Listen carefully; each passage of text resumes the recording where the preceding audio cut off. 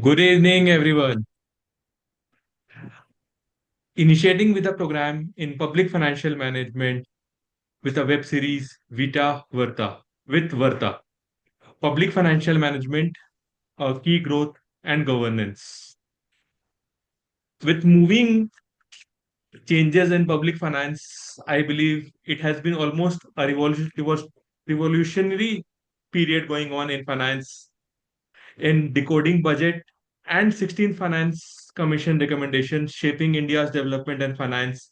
This webinar with Varta series based on the theme Public Financial Management, Key Growth and Governance organized by Public and Government Financial Management Committee of ICI. I extend my heartiest welcome to the chairman CA Hans Raj Chuk sir and to the vice chairman CA Arpit Kabra sir of Public Financial Management Committee. Welcome, sir. Moving forward, I would also welcome our speaker for the day, CA Pankaj Goyal, sir, whom I had a privilege to work on this particular topic itself. The theme, Union Budget, shaping the India's development in finance and analyzing how government sources are mobilized, allocated, utilized to promote the economic growth and social welfare infrastructure. It understands the constitutional significance and functions of financial commission in maintaining a fiscal balance between union state and strengthening our corporate federalism. Decoding union budget alongside the recommendation of 16th finance provides a deeper insight in how India structures its development in finance. Its highlight mechanism through the fiscal resources and balance between the growth oriented investment and social sector spending while also ensuring equitable fiscal federalism. This theme therefore examines the implication of budgetary policies and finance commission recommendations for public expenditure, revenue sharing, and long-term development for outcome of India. Understanding these dynamics in crucial policy making, socialists and citizens alike, the collective shapes of the financial foundation upon India's development ambitions are built. I'm confident that while we would be discussing the details and intricacies of this session, we would be having more understanding of how this budget and 16th finance would give focus to our public financial management. To start this seminar and session, we would like to have this wonderful speech of our chairman, sir. Over to you, sir. Before chairman speaks, we have a smart and dynamic vice chairman around. So I'll request Arpit Kabraji for to initiate the discussion forward, which has really been a great inspiration or a great thought. It's a series of programs, and today is the first in the row, first in the series, first program of the series. I'll request Arpit Kabraji for his words. Thank Uh, you. Thank you, Chuk sir. Thank you. Thanks a lot. I think first, good evening, everyone, and welcome to this Vitt Varta series. Vittya is finance, economy, and Varta is conversations. The aim of these web series under the vision of Hansraj Chuk sir, this, the way he brought up this conversation along with Seema madam, he said that what are we doing in order to spread awareness about what is this committee able to do, capable to do, and what are the skill set that it can transfer.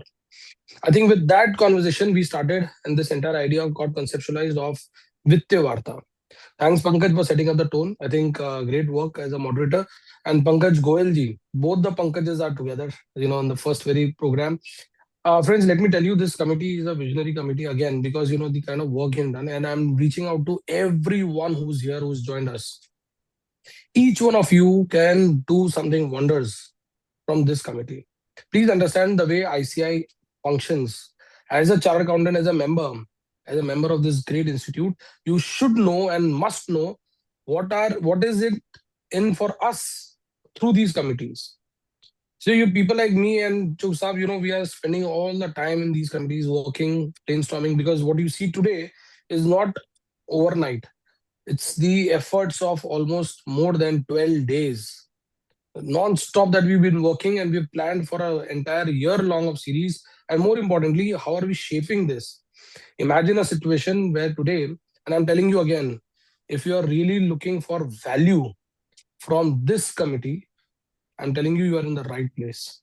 But only thing you should know is how to start, where to start, and that is the question that you should ask. So whenever Pankaj mentions something, whenever Pankaj is talking about a scheme, imagine how do you implement this in your own place. So we need a lot of volunteers, we need a lot of people, and they believe me, हवन है, हवन में जितनी आप आहुति दोगे benefit आपको ही मिलेगा, स्पिरिचुअली नहीं, पॉजिटिवली भी, क्योंकि वातावरण शुद्ध होगा, सारी की सारी जड़ी बूटियां आप आएगी, आपके अंदर स्मेल जाएगी और आप खुशबू लेंगे उसकी और तंदुरुस्त बनेंगे। वैसा ही ये भी एक मंथन है, ये भी एक यज्ञ है।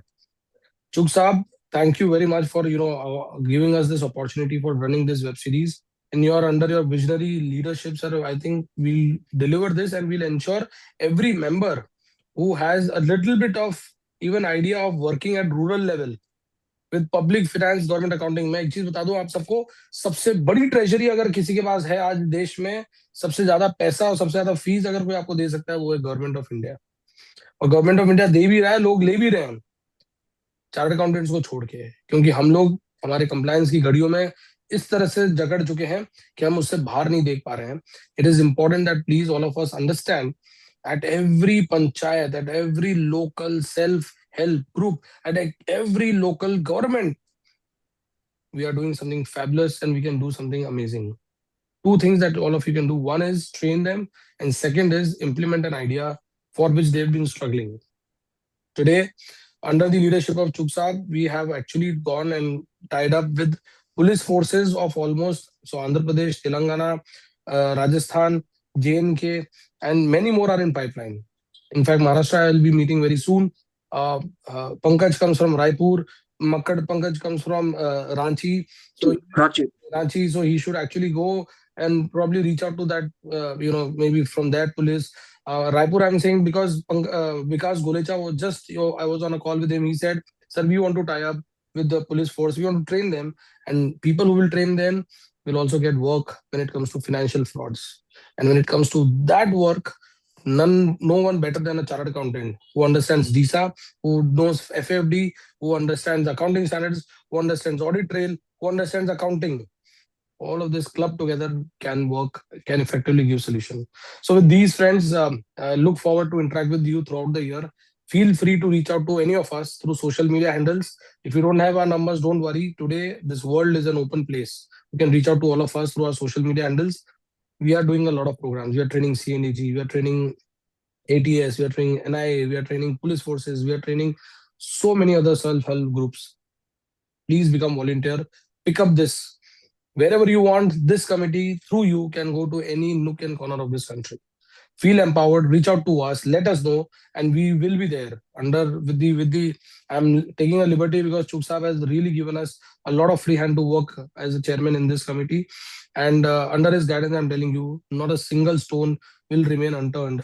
And we'll ensure that we reach to every nook and places of this country, in the remotest places also, and help budgeting, accounting, and more importantly, auditing.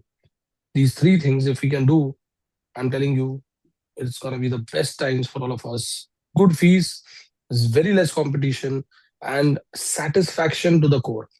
With these words, thank you very much. Chug Saab, we actually are looking forward to hear from you, because your ideas will shape this entire committee. And thank you very much for setting up this web series, Vittya Varta. Over to you, Chug Saab. Thank you, Arpit Kabraji, the vice chair of this very committee. You see, like rightly said by our vice chairman, the time for this Vitt Varta, a discussion, interaction, and debate on the finance through this committee, and naturally, public finance management is the key for the growth and the governance also. To understand the whole gimmicks, it starts from the budget. Many ways government gets the revenue, whether from the taxes, direct or indirect, and many ways from the other sources also, whether it is the disinvestment or some kind of the loans or the some kind of the external support also. And the ultimate game is like not limiting to the getting the money in our pocket. How do you spend it? That also a developmental factors comes in, which comes the need first, whether it is the infrastructure, whether it is the support to the rural area, whether it is the development of the urban sector. Many ways it has to be spent with. And naturally, if we talk about the finance commission's recommendation to supporting to the state governments, and through the mechanism of the state government to down the line the local bodies or the panchayat. So it's a whole structure is there for the India. India has really been transforming itself through the policies, bringing out many bigger changes in the whole system. And naturally, the in the growth path, if we talk about the, it has already been laid down from the underdeveloped to the next level developing states and developing system. Now we are moving towards a developed kind of the state of affairs. Though it's a journey of more than 2 decades in the time to come, but many ways if we understand with, if it is been proven with the best of the management of the finances around, not if we talk about as an individual also, we have a limited resources, whether it is a big personality, a person who has a many ways to make the money, and even those who are have a limited resources. Everyone manage their finances as per the need. Some are being spent with, some are being kept for the future, and same way the government's working also. The same way is the finance management, and not limiting to the need of the time, but for the development for the future also, whether through the industrial development, how to deploy many resources. And this committee is definitely with all its efforts, rightly said by my vice chairman Arpit Kabra. Now we have to gear up. We have to bring out many changes. We have to understand our membership to understand their roles and the responsibility as a responsible citizen and responsible professional. And same way, how the money, which is the public money, which is the government money, which has been gathered from the public to be spent with. Many spending goes with like freebies, so many spending goes with for their own electoral system, but that is bound to be. But that has to be how the system to be evolved like that. Ki every penny has a some value addition. Some whether it is for the rural sector, whether it is for the industrial development, whether it is for the creating the economic and the financial management system in a manner so that employments are being generated with like many schemes which are for the industry PLI schemes or many schemes. Same way, many schemes are there for the infrastructure development. So how the money is being taken forward, whatsoever the recommendation has come from the Finance Commission, which is the backbone for the whole structural behavior or structural changes in the financial system. And fortunately, this time I'm being shouldered by a young and dynamic vice chairman, and believe me, the kind of the secretariat around us, headed by Seema Madam, Seema Girotra Madam, she is an expert, she understands, she is very sincere, and that is the strength around us. That is why this series is being brought in every fortnight at the same time. Today is the first in the row. Every fortnight at the same time, we'll be bringing out something new which will be gainful, not limiting to the members, which will be bringing out many good strength to understand with public spending, many good things, how the government functions with, how the government's spending is taking shape of, because we all are living in a dynamic environment. Strength of our membership is will becoming a strength of the nation. Ultimately, this committee has a many parameters on which we have to prove our working system, not limiting to the webinar, but wherever the resources are required, all the participants are requested to come close to this committee. Whatsoever the strength you have will be, we have already circulated a mail also your interest, where you can show your interest for this committee. We'll be engaging you. So all are requested to please come closer to the ICI, more particularly this committee, and we'll be bringing out in the time to come a developed nation by way of the best of the management of the finances of the government or the public finances, and best of the manner how that finances can be improved upon also. Though there is a saying, money whatsoever is being spent with, it is being judiciously spent, automatically it's a gain for the country. But at the same time, if we can increase some revenue side also of the government by way of the giving some suggestion out of this deliberation, will be bringing out so many platforms, so many discussion forum also, so many groups also, where each and every parameters will be brought in, whether it is for the panchayat system, for the rural, or the for the urban also, for the municipal bodies also. Many ways this committee is being empowered with, which we been taking care of in the time to come. With these initial words, I welcome each and every participants. Two of our dynamic speakers, one as a speaker, Pankaj Goelji, to whom I know he is initially from the academician to serve at a different location, and have a vast experience in the public and the finance management. I welcome Pankajji to you to this very close connect with this committee. You have shown your interest. You will be a great contributor. You will be always available for this committee. So nice of you for being here in the very first program of this very committee. Another Thank young and dynamic our moderator Pankaj Makkarji, who is been from his face also you can judge with how strongly he is connected with the ICI. He has served to the Ranchi branch also, and he will be continuing to give best to the ICI this committee also. And without sharing much, we have a strength from the secretariat, which is of the par excellence, which has a many advantage position for this committee.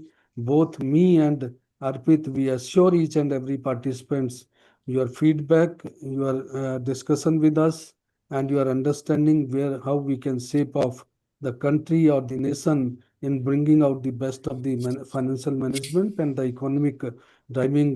We are the backbone, we understand as a professional, and we are the driving seat. Chartered accountants are the growth gears, they are the growth drivers, they are the growth backbone for the country in the financial management. And hopefully, this engine of the growth will be multiplying by way of the bringing out best for the and our own understanding, and best for the to be delivered to the nation as such. Thank you all. Thank you very much. Thank you. Thank you, Chuk Saab. I think friends who all are here with us very soon, our WhatsApp channels will be. We are setting up our WhatsApp channels so that we can communicate effectively with you, and you can reach out to us as well. We'll show you a QR code also in the due course. A QR code, you can just scan that, and we'll be sending in emails also. So watch out for the emails from the committee, PGFMC, and probably you can join us with that. And any project, any state, anything, as Chuksa mentioned, feel free to take it from us. Pankaj, over to you. Senior Madam. Thank you, sir, for the wonderful words of wisdom, for guiding, and thank you, ICI, for taking such an important topic. And this committee on public and finance management, I personally believe would be a game-changing committee for this year for ICI, being 16 finance being implemented this in this financial year, and a great impact of budget also, working from the base of Panchayati Raj, urban local bodies, to state government, to central government. I myself had a privilege of working with Arpit Kabra sir for forensics and few NIA cases also that sir was mentioning. And I also had a privilege of working with Pankaj Goyalji for the state of Jharkhand. So I can relate with all these experiences, and definitely I personally believe a game-changing moment of this public financial management and the need of the hour to focus as a chartered accountant in this field. And we can have our biggest client as government of India, our government of own state, urban local body, and at a block level itself. But what we need to do is to focus to have a clarity which we can get from this committee, from this series, and from the sessions that we would be having. Thank you, sir, for the words. Moving forward for this session, I would like to have our speaker for the day, Pankaj Goyal, sir, a public finance specialist, CEO, director of PA Business and Consulting with 25 years of experience, with qualifications, a policy and government engagement activities done with multiple state governments, multiple urban and local rural bodies, and internationally in multiple countries too. Have been a global and donor experience with World Bank and other organizations, and have led as a team leader in multiple organizations with British High Commission, West Bengal augmentation, our own government of Jharkhand working, Tamil Nadu government, and municipal bonds at certain places. His revenue reforms have many a times been appreciated at all levels of government.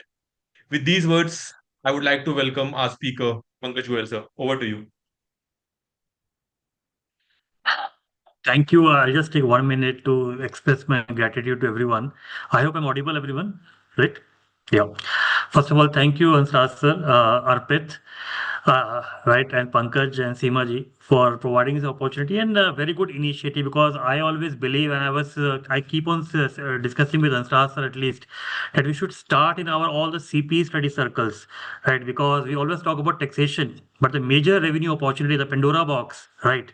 The gold mine, the diamond mine, we always leave it, and good for at least me, because I have been into 25 years, and as Arpit has clearly mentioned, there's hardly any competition. So good for us, right? Even today, I'm taking a webinar from Mizoram. So I've come in Mizoram for a financial specialist, yes, because Mizoram is planning a new city, Tinsevo city, like a gift city. And so I'm a financial specialist here. So I'll be giving the financial economic analysis. And as Arpit mentioned, budgeting, accounting, auditing, why we are restricted to only BA? There's a huge potential of the other dimensions. And why we are restricting ourselves to India? Because as we say, CAs are partners in national building. So why the global building has to be there? So there's many countries. Recently, when I did the sustainability reporting for a lot of African clients by ICI, one of the committee.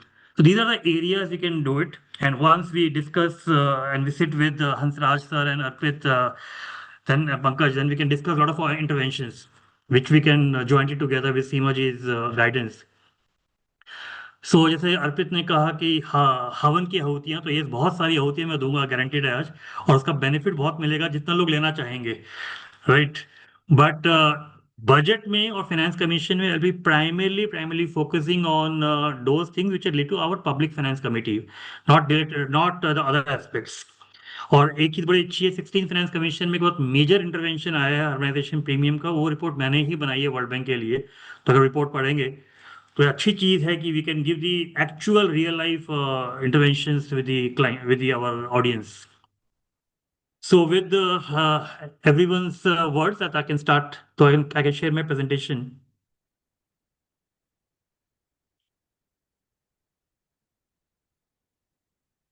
Pankaj एक बार देखना अगर screen visible है सबके लिए. It's visible, sir. Thank you. So welcome everyone. So as today it says वित्त वार्ता, तो logically finance की discussion है, but logically I think हम सबका objective यहाँ पर ये है कि we will not restrict ourselves to only वार्ता. उस वार्ता से क्या हम लोग सीख के जाते हैं और कैसे हम लोग अपने कैरियर में, अपने प्रोफेशनल ग्रोथ में उसको यूज कर सकते हैं, एज अ सीए जो प्रैक्टिस में है, एज अ सीए जो एम्प्लॉयमेंट में है. So how we can do it, plus how other than we can contribute to our nation. That is the objective of today's session. Plus as a research, because बहुत limited research अभी public finance में हुआ है, and I am doing my PhD from Delhi University in public finance only, right? So I know very few good research papers are available in there. So that is also the area where we can work as a committee. So I'll be shaping my entire presentation in the basic 3 parts. First, finance commission क्या है और उससे क्या facts है उसकी चर्चा करेंगे, जिससे कि जिसको नॉलेज नहीं है एक वेयर अबाउट्स पता लग जाए. फिर 16 फाइनेंस कमीशन कब आई, कब एप्लीकेबल है, उसमें क्या क्या इंटरवेंशंस हैं, वो we will be discussing, and how it can be converted as an employment, as a professional opportunity. I'll be discussing that also. Though it affects my career also, but it doesn't make a difference. We are here to give the right perception. Plus budget 26-27 में public finance के लिए क्या क्या चीजें आई हैं, apart जिसमें 3 कर्तव्य की बात हुई थी, तो कैसे वो 3 कर्तव्य का चर्चा हम लोग क्या कर सकते हैं, तो I will be discussing that. So dealing with the first component about the finance commission and the facts, just going into the theory part, finance commission generally हर 5 सालों में आती है. अभी रिसेंटली जो खत्म होगा वो 15 फाइनेंस कमीशन का है, जिसका टेन्योर 31 मार्च 26 पे खत्म हो जाएगा. तो 1 अप्रैल 26 से अगले 5 सालों के लिए it will be covered. And why these 5 year I always say और द बूम पीरियड, ये सिमिलर बूम पीरियड है जो पहले 2004 में एक स्कीम आई थी गवर्नमेंट ऑफ इंडिया की, Jawaharlal Nehru urban renewal mission, right, जिसको हम जुर्म बोलते थे. तो exactly that 5 years boom period is there for everyone, because इसमें SDG 2030 का विजन भी है. इसमें कहीं ना कहीं बहुत सारी स्टेट्स ने ट्रिलियन इकोनॉमी के लिए काम शुरू कर दिया है, so that we can contribute to India Viksit Bharat 2047. That is the reason 16th Finance Commission is very, very important. Just to give you the little bit whereabouts, basically Finance Commission का जो concept है वो आर्टिकल 280 में cover होता है, जिसके अंदर कभी भी कोई फाइनेंस कमीशन अपॉइंट होती है, राइट, तो उनको कुछ पीरियड दिया जाता है. जैसे 16 फाइनेंस कमीशन का जो अपॉइंटमेंट था वो 3 या 4 साल पहले हो चुका था, उनको इसमें टर्म्स ऑफ रेफरेंस होता है, वो आर्टिकल 280 में था, और हमारे यहाँ ऑनरेबल प्रेसिडेंट को ये पावर होती है. फिर 281 में जब वो रिपोर्ट बन जाती है तो रिपोर्ट को प्रेजेंट करा जाता है. ये रिपोर्ट फाइनेंस कमीशन की अक्टूबर 25 में बन चुकी थी. फिर वो डिस्कशन होता है, अप्रूवल होता है, और फिर बजट में उसका प्रेजेंटेशन होता है आर्टिकल 281 के तहत. फिर आर्टिकल 243 आई और वाई क्या है? 243 I basically deals with the rural local body, जिसको हम लोग, अगर आप ग्लोबल जाएंगे तो ग्लोबल में रूरल अर्बन का परिभाषा नहीं होता, उसमें लोकल गवर्नमेंट बोलते हैं. हमारे यहाँ 73 अमेंडमेंट और 74th अमेंडमेंट आया था 92 में, उसके तहत 73rd में रूरल लोकल बॉडी कवर होता है, जिसको हम सिंपल भाषा में ग्राम पंचायत बोलते हैं. और 74th अमेंडमेंट आर्टिकल 243Y है, which talks about the urban local body. Simpler language में इसको म्युनिसिपैलिटी भी कहा जाता है. फिर आर्टिकल 282 फाइनेंस कमीशन को पावर देता है कि अगर आपको नॉर्मल ग्रांट, बेसिक ग्रांट के अलावा कुछ और ग्रांट भी देना है, जैसे कोविड टाइम पे आया था, जैसे लास्ट टाइम 15 फाइनेंस कमीशन में इंक्यूबेशन ग्रांट था 8,000 करोड़ का, राइट, तो अगर कोई स्पेशल ग्रांट देना है तो that power comes in article 282.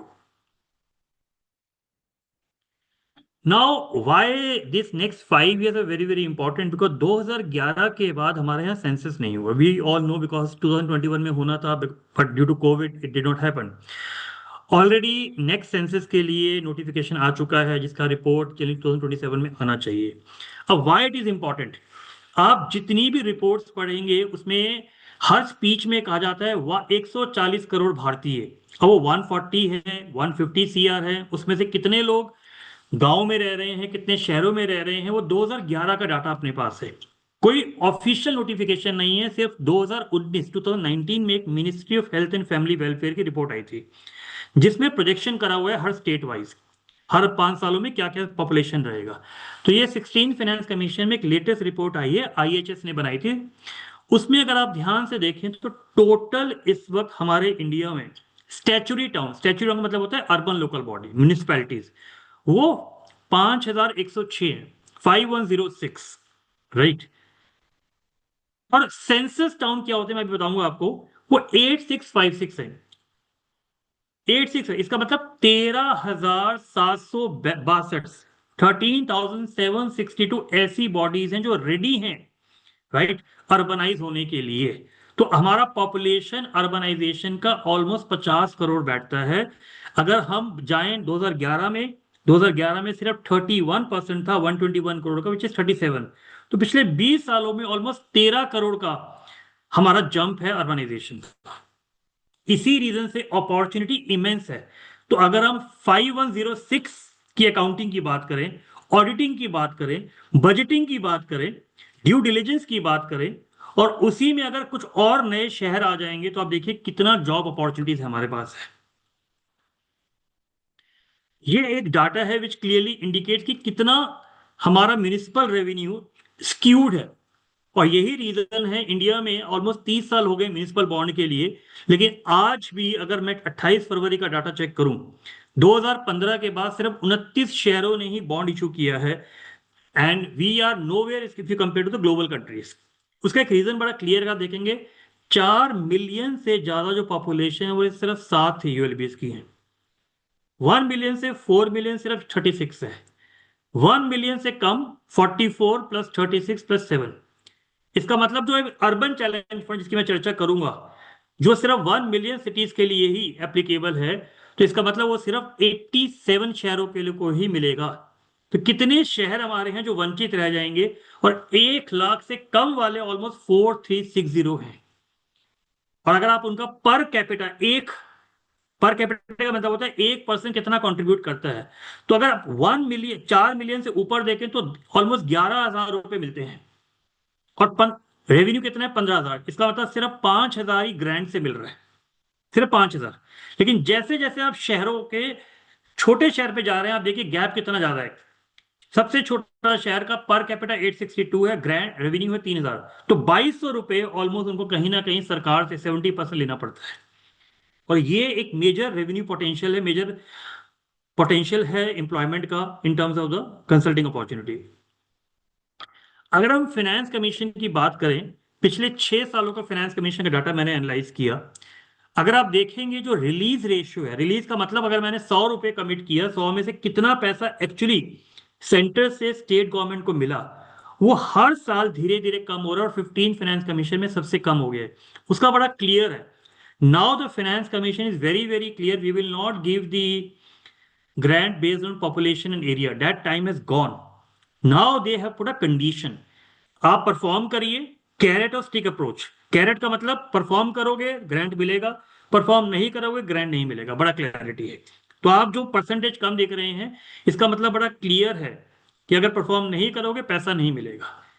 अब आपको लगेगा इसका मतलब सरकार का पैसा बच गया। सरकार का पैसा बचा नहीं है। 16 फाइनेंस कमीशन ने, आई बी डिस्कसिंग, उसका भी सॉल्यूशन निकाला है कि अगर कोई परफॉर्म नहीं करेगा, चार अर्बन लोकल बॉडी में से अगर सबको 100 रुपए मिलने हैं तो 400 मिलना है, और 3 परफॉर्म कर रहे हैं, तो उस छोटी यूएलबी जो परफॉर्म नहीं कर रही है उसका 100 रुपीज भी वो 3 यूएलबी में बढ़ जाएगा। It is very very clear from 16 finance commission. This is a very very game changer point here. So I hope यहां तक बिल्कुल परफेक्ट है। अब हम आते हैं 16 फाइनेंस कमीशन। तो मैंने अभी सिर्फ ये बताया कि फाइनेंस कमीशन होता क्या है और उसका पिछले सालों में क्या ट्रेंड रहा है। अगर हम 16 फाइनेंस कमीशन की बात करें तो देखिए 10th फाइनेंस कमीशन से 16 फाइनेंस कमीशन ने अपना ग्रांट का जो दायरा है वो कितना बढ़ा दिया है। कहा 10th फाइनेंस कमीशन में हम टोटल ग्रांट सिर्फ 5381 CR था, और अगर आप आज देखें तो ये कितना हो गया है? It has almost become 7.91 lakh crore, which is more than 10 times, almost 14 times मुझे कहना चाहिए। और ये क्लियरली इंडिकेट करता है अर्बनाइजेशन, क्लियरली इंडिकेट करता है अर्बनाइजेशन।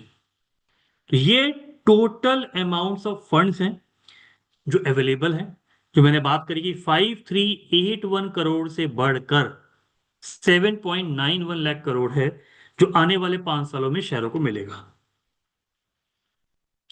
अब as I discuss with you कि वो टाइम चला गया जब ग्रांट सिर्फ एरिया और पॉपुलेशन के बेसिस पे मिलता था।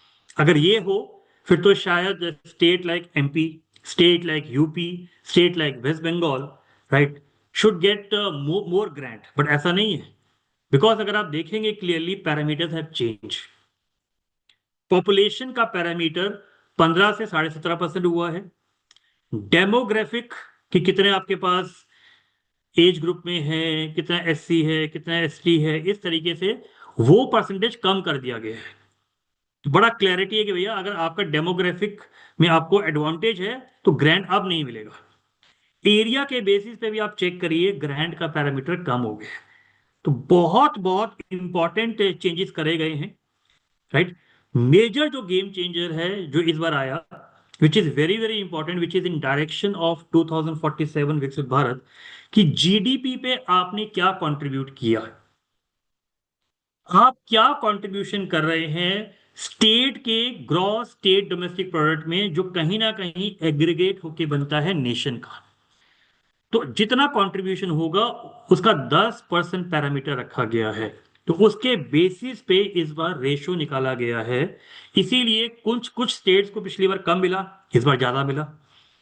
कुछ स्टेट्स को ज्यादा मिला लास्ट टाइम, इस बार कम मिलेगा बिकॉज ऑफ द पैरामीटर्स।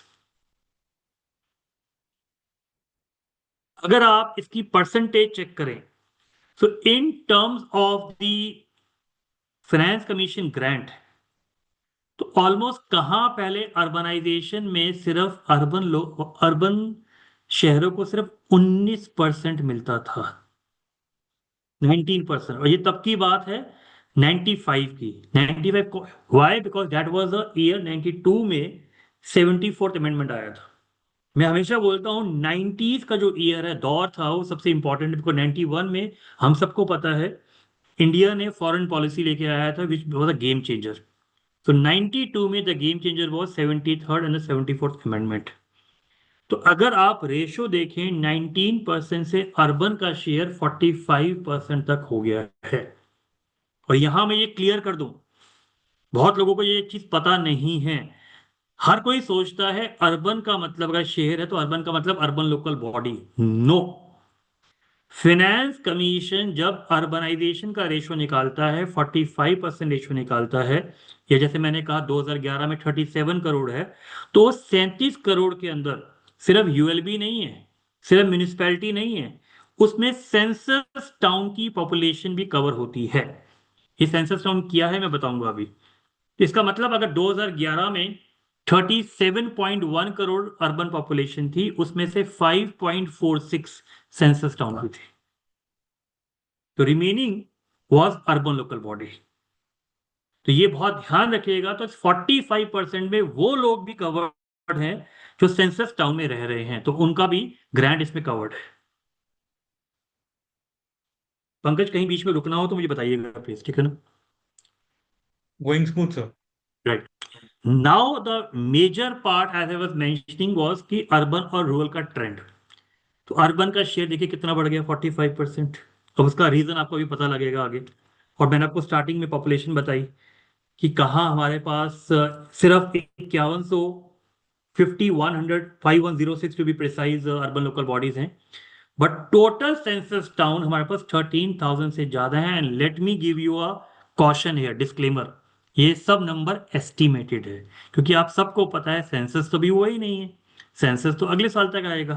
तो गारंटीड है ये नंबर बढ़ेगा ही, कम नहीं होगा, क्योंकि ये बड़ा कंजर्वेटिव एस्टिमेट करा गया है।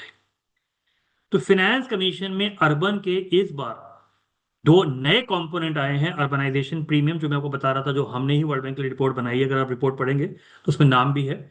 और एक स्पेशल इंफ्रास्ट्रक्चर का कंपोनेंट है।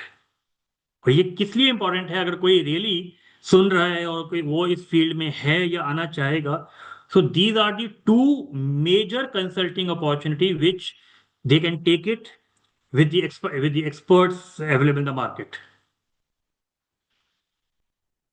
तो अगर हम अर्बन लोकल बॉडी का या टोटल ग्रांट का स्ट्रक्चर देखें, अर्बन लोकल बॉडी को टोटल इस बार 3.56 लाख करोड़ मिला। तो अगर मैं रुपीज में बोलूं, 3,56,257 टू बी रुपीज 356,257 करोड़, जिसमें से 65% तो बेसिक ग्रांट है। बेसिक ग्रांट क्या होता है? बेसिक ग्रांट वो होता है जो आपको पैरामीटर के बेसिस पे दिया था, जिसकी मैंने चर्चा करी। इसमें एरिया था, पॉपुलेशन था, डेमोग्राफिक तो हट गया, इस बार का कम हो गया पैरामीटर, तो उसके बेसिस पे आपको दिया गया। इसका मतलब 65% तो आपको मिल ही जाएगा, उसमें टेंशन नहीं है। अगर आप ये सोच रहे हैं तो सॉरी, उसमें भी कंडीशन लगा दी है।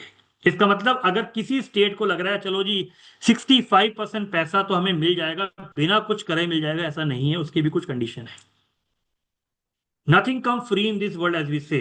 तो इसलिए हर स्टेट को कुछ ना कुछ तो करना पड़ेगा, प्रयास, रिफॉर्म्स करने पड़ेंगे, तो ये पैसा मिलेगा। 65% के बाद 16% आ गया परफॉर्मेंस ग्रांट। 15 फाइनेंस कमीशन में ये कंपोनेंट नहीं था, ये 14 फाइनेंस कमीशन में था, जिसकी रेशियो 20% थी। बट अब ये परफॉर्मेंस ग्रेड 16% है। तो अगर हम 65 प्लस 16 को ऐड कर दे तो ये बन जाता है 81।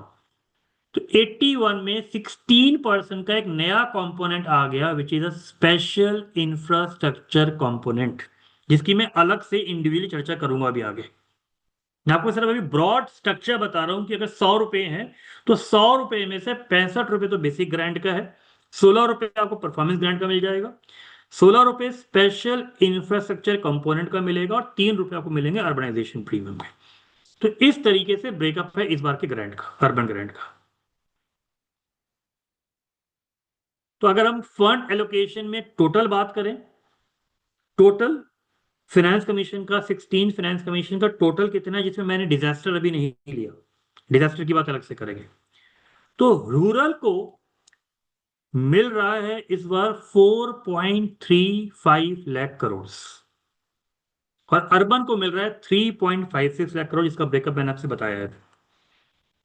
ये वही ब्रेकअप है, बेसिक और परफॉर्मेंस। और परफॉर्मेंस में भी दो लोगों की परफॉर्मेंस है, दो ऑर्गेनाइजेशन की परफॉर्मेंस। अगर मैं झारखंड की बात करूं तो झारखंड में 49 शहर हैं, तो 49 शहर को भी परफॉर्म करना पड़ेगा और झारखंड स्टेट को भी करना पड़ेगा। इसका मतलब it has to be both the performance. तो अगर 16% परफॉर्मेंस ग्रांट था तो वो डिवाइड हो जाएगा, 8% स्टेट का है और 8% लोकल बॉडी का है। तो दोनों के लिए कंडीशन दे रखी है परफॉर्मेंस की। तो अगर आप दोनों परफॉर्म करेंगे, अब किसी के मन में आ रहा होगा कि अगर कोई स्टेट भी परफॉर्म नहीं करती है तो बड़ा इजी है, अगर कोई स्टेट परफॉर्म नहीं करती है तो उसका पैसा उन स्टेट्स में बढ़ जाएगा जो परफॉर्म कर रही है। तो बड़ा क्लियर है इस पर चैलेंज फंड की तरह है, कंपटीशन है, परफॉर्म करो और पैसे ले जाओ।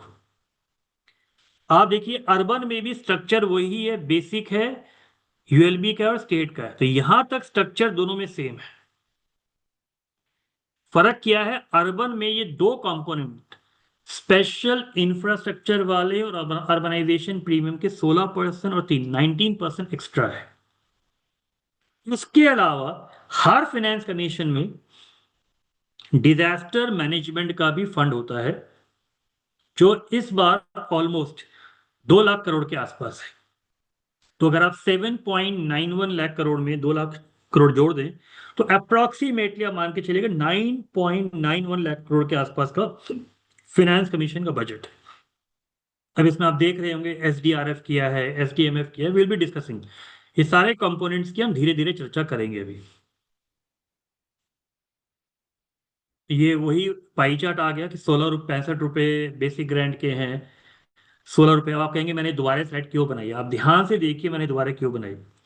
ये 65 रुपए जो आपको मिल रहे हैं, ऐसा नहीं है कि आप बिना कंडीशन के खर्च कर लेंगे। इस 65 रुपीज में से 50% 32.5 रुपीज तो बिना कंडीशन के आप खर्च कर लीजिए, कोई दिक्कत नहीं है, कर लीजिए।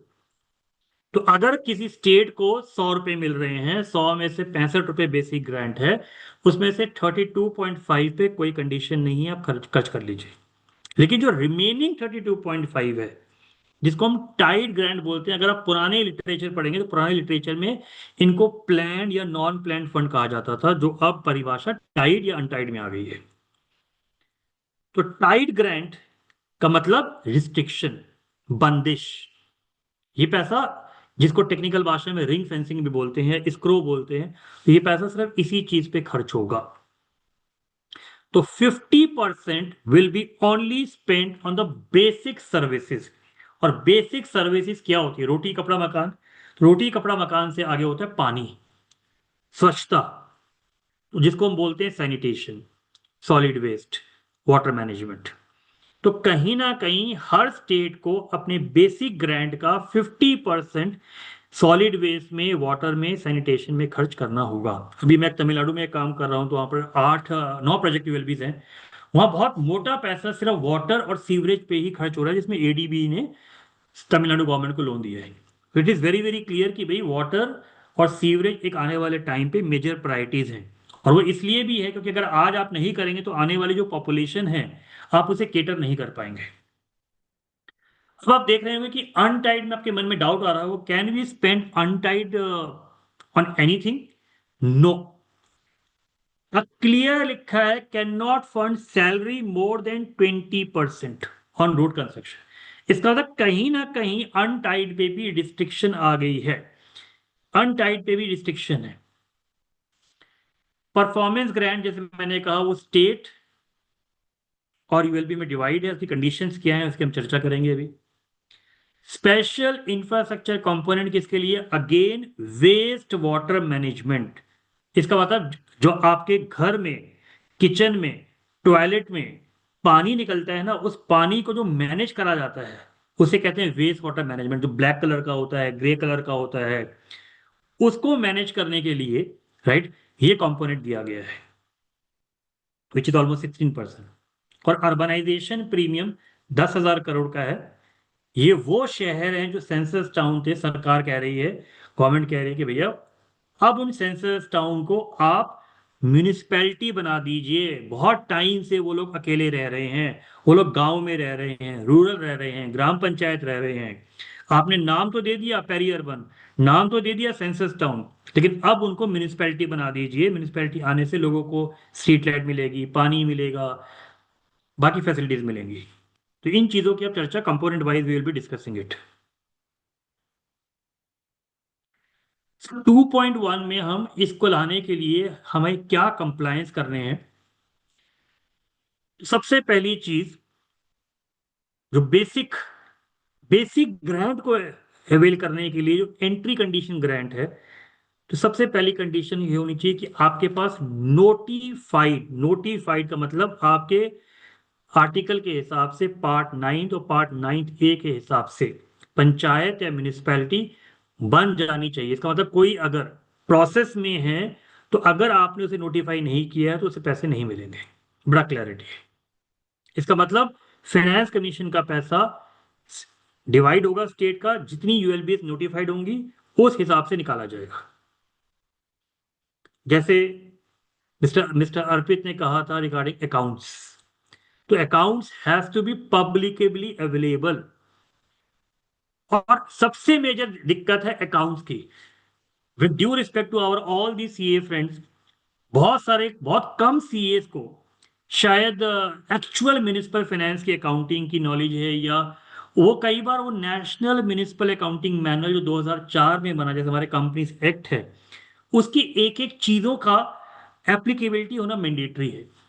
15 फाइनेंस कमीशन तक सिर्फ लिखा हुआ था अकाउंट्स, बट कौन से अकाउंट्स डिफाइन नहीं थे, अब वो डिफाइन कर दिए गए हैं। इसका मतलब बैलेंस शीट, इनकम एक्सपेंडिचर और कैश फ्लो स्टेटमेंट तो आपको बनाना ही पड़ेगा exactly as per the national municipal accounting manual. अगर ये तीनों चीजें एज पर द टाइमलाइन नहीं है, अभी तक फाइनेंस कमीशन की रिपोर्ट में टाइमलाइन लिखी नहीं है, बट ये माना जा रहा है जो टाइमलाइन 15 फाइनेंस कमीशन की थी 15 मई, वही होगी। इसका मतलब अगर हम 2025-26 की बात करें तो 25-26 के अनऑडिटेड अकाउंट्स 15 मई 26 तक बन जाने चाहिए। ऑडिटेड अकाउंट्स 2024-25 तक बनने चाहिए। ये इसलिए भी इंपॉर्टेंट है, जब हमारी सीए इंस्टीट्यूट की कमेटी राइट अवार्ड देती है, फाइनेंशियल रिपोर्टिंग के अवार्ड देती है, अकाउंटिंग रिफॉर्म्स के अवार्ड देती है लोकल बॉडीज, तो उसमें कहीं ना कहीं एक पैरामीटर राइट नैम के कंप्लायंस का भी होता है, एक पैरामीटर कहीं ना कहीं फाइनेंस कमीशन कंप्लायंस होता है कि आपने अपलोड करा या नहीं करा। तो अगर आप टाइमली कर रहे हैं तो आपको फाइनेंस कमीशन का ग्रांट भी मिलेगा, कहीं ना कहीं आप सीए इंस्टीट्यूट के जो अवार्ड्स हैं रिपोर्टिंग के, उसके लिए भी कहीं ना कहीं एलिजिबल हो जाते हैं। फिर थर्ड तो सबसे मेजर होता है फाइनेंस कमीशन। बहुत सारी स्टेट्स का पिछली बार पैसा इसलिए नहीं मिला था क्योंकि वहां पर स्टेट फाइनेंस कमीशन नहीं अपॉइंटेड थी। आप आज भी चेक करिए, कुछ स्टेट्स का मुझे आइडिया है, जैसे मिजोरम में सिर्फ अभी तक सेकंड एसएफसी अपॉइंट हुई है, झारखंड में अभी रिसेंटली फाइनेंस कमीशन अपॉइंट हुआ है, गुजरात में जाएंगे, गुजरात में अभी तक फाइनेंस कमीशन पुराने वाला चल रहा है। तो these are the some state जिसमें फाइनेंस कमीशन का अपॉइंट होना बड़ा इंपॉर्टेंट है। अब आप कहेंगे क्यों इंपॉर्टेंट है? क्योंकि जो सेंटर फाइनेंस कमीशन होती है, जैसे 16 फाइनेंस कमीशन है, उसकी रिकमेंडेशन को कहीं ना कहीं इंप्लीमेंट करने के लिए एक बॉडी होनी चाहिए। वो बॉडी होती है स्टेट फाइनेंस कमीशन, तो जो सिर्फ स्टेट फोकस होती है। जैसे सेंटर फाइनेंस कमीशन तो नेशन फोकस है, उसने नेशन के बारे में बताया, लेकिन एक स्टेट में क्या रिक्वायरमेंट है, एक स्टेट में ये पैसा कैसे खर्च होना चाहिए, राइट, वो एसएफसी बताती है। जैसे 16 फाइनेंस कमीशन ने कहा जी 100 रुपए मिलेंगे गुजरात को। अब वो 100 रुपए गुजरात कैसे खर्च करना चाहता है, अर्बन में, रूरल में, किस एक्टिविटी में, वो स्टेट फाइनेंस कमीशन बताता है। इसलिए एसएफसी का अपॉइंटमेंट मैंडेटरी कर दिया गया है। और एक और चीज जो सबसे इंपॉर्टेंट है, डिस्ट्रीब्यूशन, रीडिस्ट्रीब्यूशन मैकेनिज्म, जो मैंने आपको बताया कि अगर कोई भी परफॉर्म नहीं करेगा तो उसका पैसा रिमेनिंग वाले को मिल जाएगा। और परफॉर्मेंस रिलेटेड ग्रांट, वो तो एंट्री वाली कंडीशन थी। अब परफॉर्मेंस से लिंक क्या कंडीशन दी गई है, which is very very important. तो अगर आपको परफॉर्मेंस ग्रांट चाहिए, सेंटर को, स्टेट को अगर परफॉर्मेंस ग्रांट चाहिए, तो वो आपको तभी मिलेगा अगर आपका GIS based property tax system applicable है। अकाउंटिंग के लिए आपके पास सेंट्रलाइज्ड पोर्टल होना चाहिए, जो गवर्नमेंट ऑफ इंडिया का NUDMB है, नेशनल अर्बन डिजिटल मिशन के तहत। यूएलबी ने टैली तो लगा रखा है, बट वो टैली स्टेट से सेंट्रलाइज नहीं है, इंटीग्रेट नहीं है। तो अगर स्टेट को रियल टाइम अकाउंटिंग चेक करनी है, वो एलिजिबल नहीं है। लेकिन अगर आप जाएंगे तमिलनाडु में ही, वहाँ UTIA सिस्टम लगा हुआ है। छत्तीसगढ़ में एक कंपनी का सॉफ्टवेयर अपॉइंट हुआ था वर्ल्ड बैंक के थ्रू, वो प्रोजेक्ट में आई वाज इन्वॉल्व। तो इस तरीके से इंटीग्रेशन है वहां पर। तो ये अब अर्बन डाटा प्लेटफॉर्म कहीं ना कहीं मैंडेटरी कर दिया गया है, जिससे कि आप टेक बेस रिपोर्टिंग कर सकें और टेक बेस आप एनालिसिस कर पाए। और यहाँ कहीं ना कहीं आप AI का भी तो एग्जाम्पल और टेक्नोलॉजी को लेवरेज कर सकते हैं। देन कम्स ग्राम पंचायत और ULB के ओन सोर्स रेवेन्यू। यहां थोड़ा मैं डिटेल में बताता हूं। 15 फाइनेंस कमीशन में ओन सोर्स रेवेन्यू की परिभाषा नहीं थी। 14 फाइनेंस कमीशन में यह लिखा था कि आपका ओन सोर्स रेवेन्यू पिछले साल से ज्यादा होना चाहिए। कितना ज्यादा होना चाहिए ये नहीं लिखा था।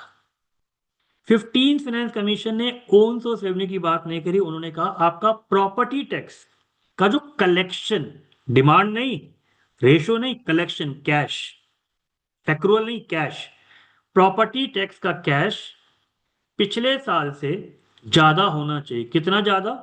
जो स्टेट की GSDP का रेट है पिछले 5 सालों का। जैसे मध्य प्रदेश का रेट 11.25 है 5 सालों का, झारखंड का अराउंड 9.5% है। तो अगर आपने इस पिछले साल 100 रुपए कमाए थे, तो इस साल आपको 109.5 करने पड़ेंगे। अगर आपने नहीं करे हैं तो आप एलिजिबल नहीं होंगे। ये थी 15 फाइनेंस कमीशन तक की बात। अब 16 फाइनेंस कमीशन ने कहा भाई प्रॉपर्टी टैक्स तो लोगों ने थोड़ा बहुत अचीव कर लिया, हमने मेथड भी दे दिया। अब चलिए बात आते हैं टोटल पे, because property tax is only A tax revenue. तो टैक्स रेवेन्यू के अलावा आता है नॉन टैक्स रेवेन्यू, तो हम उसकी चर्चा करते हैं। इसी रीजन से टैक्स रेवेन्यू और नॉन टैक्स रेवेन्यू को मिला के आता है ओन सोर्स रेवेन्यू। तो ओन सोर्स रेवेन्यू हर साल म्यूनिसिपैलिटी का कम से कम 5% बढ़ना चाहिए। तो अगर 100 था पिछली बार, तो इस बार 105 मिनिमम होना चाहिए। बाकी जो उसकी अभी डिटेल गाइडलाइंस है कि तब पता लगेगा। ग्राम पंचायत में ये रेशियो 2.5% है, 2.5%। लेकिन ग्राम पंचायत में एक और कंडीशन डाल दी है, which is very very good, बहुत अच्छी कंडीशन है कि 2.5% के साथ साथ एक घर से आप 1200 पर हाउस होल्ड भी लेके आएंगे।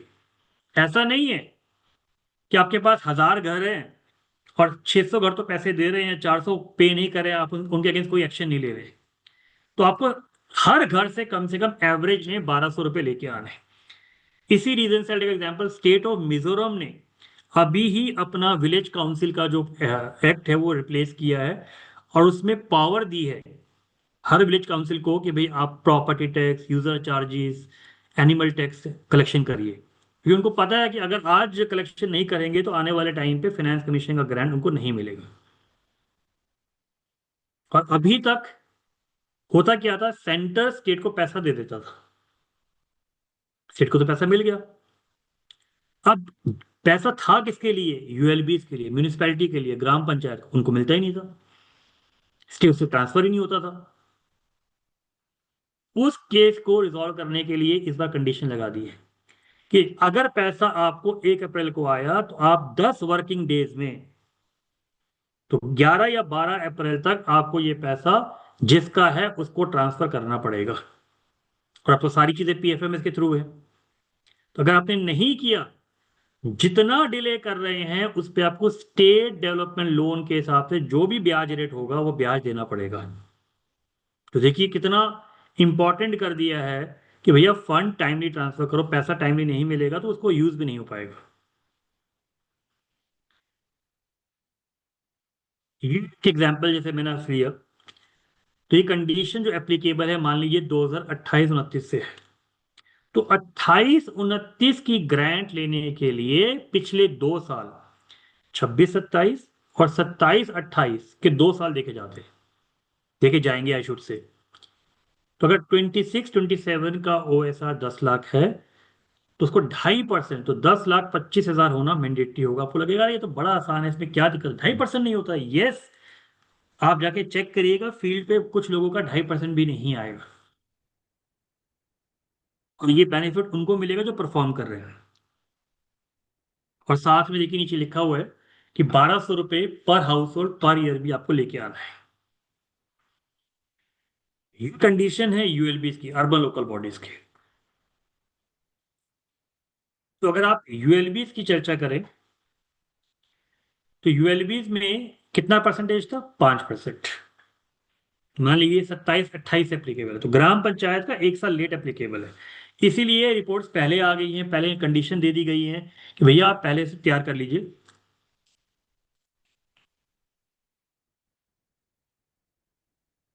तो आपको जो अपने ओएसआर के लिए सिस्टम बनाने हैं आप अभी से रेडी कर लीजिए।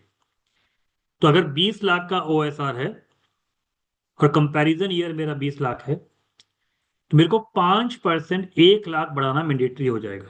तो 28-29 की ग्रांट के लिए पिछले 2 साल का कंपैरिजन होगा। अब आते हैं नेक्स्ट वाले में जो बहुत मेजर है, which is a game changer, major consulting opportunity, जो बहुत कम लोगों को पता है। ठीक है, हमने तो 1 साल से इस पे काम किया है, तो we know it, which is urbanization premium. तो सबसे पहले मैं आपको बताता हूं कि अर्बनाइजेशन प्रीमियम, जिसमें 10,000 करोड़ का बजट है, 2,000 करोड़ हर साल का है, सरकार इसमें 2,000 रुपये पर कैपिटा पर पर्सन देगी। अब कैसे मिलेगा, क्या कंडीशन है वो समझिए। सबसे पहले सेंसस टाउन क्या होते हैं, अगर आप एक लिटरेचर की परिभाषा पढ़ना चाहें तो सेंसस टाउन लिटरेचर की परिभाषा में जाएंगे यार, स्पेसिफिक सब ग्रुप। मैं पहले एक्चुअल डेफिनेशन पढ़ रहा हूं जो लिटरेचर में लिखी हुई है। A specific subgroup defined as urban by census of India but governed under rural। तो ये वो है जिन्होंने कपड़े तो पहने हुए हैं ग्राम पंचायत के, रूरल के, लेकिन भाषा बोलते हैं अर्बन की। इसका मतलब रह तो रहे हैं रूरल में, गवर्नेंस रूरल का है, लॉ सारा रूरल का लग रहा है, लेकिन वो रह रहे हैं और उसके फीचर्स ऐसे हैं, उसके पैरामीटर्स ऐसे हैं जो अर्बन के हों।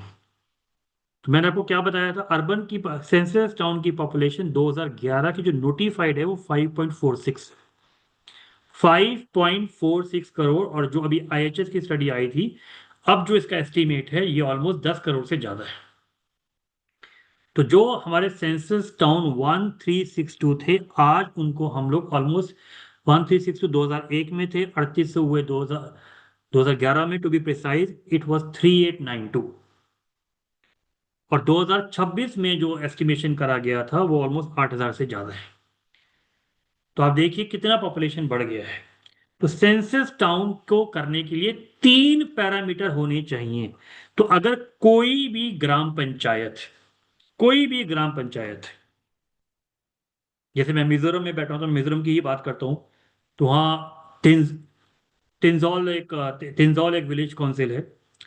तो तिंजौल में अगर पॉपुलेशन 5,000 है या उससे ज्यादा हो, उसके 75% मेल एग्रीकल्चर के अलावा काम करते हो, और उसकी जो डेंसिटी है, जो लोग रहते हैं, जैसे झारखंड में जगह है, मांगो है, जुगसलाई है, उसमें डेंसिटी बहुत डेंस्ड है, मतलब इतना ओपन स्पेस नहीं मिलेगा आपको। तो अगर वो 400 पर्सन पर स्क्वायर किलोमीटर का है, मतलब हर एक स्क्वायर किलोमीटर में 400 लोग रह रहे हैं, तो अगर ये तीनों कंडीशन पूरी होंगी तो उसे सेंसस टाउन कहा जाता है। जैसे मैं यहाँ पे एक एग्जांपल लेता हूँ, क्योंकि वो मैं प्रैक्टिकल मुझे पता है। झारखंड में मुझे याद है 2016-17 में महुआ से ministry of housing and urban affairs से एक नोटिफिकेशन आया था कि जिनके भी स्टेट में सेंसस टाउन है वो आप उसको नोटिफाई करिए। तो उस समय झारखंड ने 10 शहरों को नोटिफाई किया था। तो 10 शहर नोटिफाई करने का मतलब 10 से ज्यादा ग्राम पंचायत थे, उसको ग्राम पंचायत के ग्रुप बनाया, जैसे 4 या 5 ग्राम पंचायत को मिलाया और ग्राम पंचायत को मिला के एक नई अर्बन लोकल बॉडी बनी, जैसे हरिहरगंज, छतरपुर, महागामा। तो ये कुछ ऐसे शहर थे जो नए बने। कुछ ऐसे शहर थे जैसे हजारीबाग, गिरिडीह, मेदिनीनगर, तो उनके आसपास ही कुछ ग्राम पंचायत थी।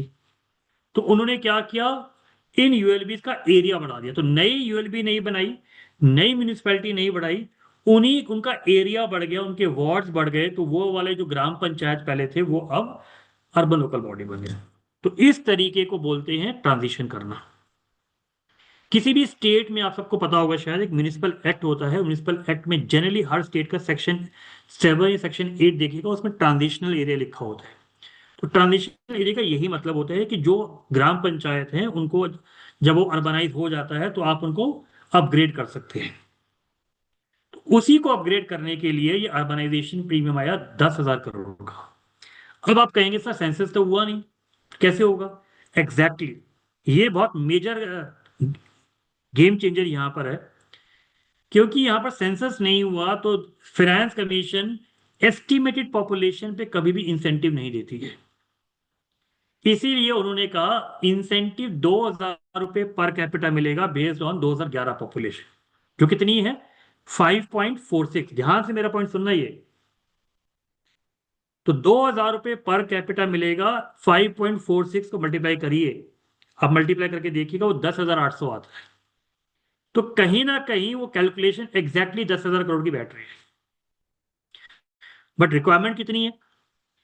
हमारी पॉपुलेशन 10.5 CR है, हम 2,000 से मल्टीप्लाई करें तो हमें रिक्वायरमेंट 21,000 करोड़ के आसपास की है। तो इसका मतलब कहीं ना कहीं फाइनेंस कमीशन को पता है या तो सारी स्टेट्स ट्रांजिट नहीं करेंगी, कुछ स्टेट्स कर पाएंगी, कुछ नहीं कर पाएंगी, राइट, और कुछ स्टेट्स को अपना पैसा लगाना पड़ेगा, इसीलिए उन्होंने बजट 10,000 करोड़ का लिखा है। अब आपको लगेगा क्या ये सिर्फ मर्जिंग करने से मिल जाएगा? नहीं, कोई भी स्टेट अगर इस पैसे को लेना चाहती है तो सबसे पहले उसके पास एक ट्रांजिशनल पॉलिसी होनी चाहिए, जो अभी तक पूरे इंडिया में सिर्फ उड़ीसा और केरल के पास है। राजस्थान ने भी ये पॉलिसी बनाई बट वो नोटिफाई नहीं करी। तो ये पॉलिसी बनेगी, उसमें फाइनेंशियल स्ट्रक्चर डिफाइन होना चाहिए कि जैसे हम लोग इसको सिंपल भाषा में मैं बताऊं, जो हमारे सीए फ्रेंड्स हैं, हम बात करते हैं अकाउंटिंग सनेट 14 एमलगेमेशन की।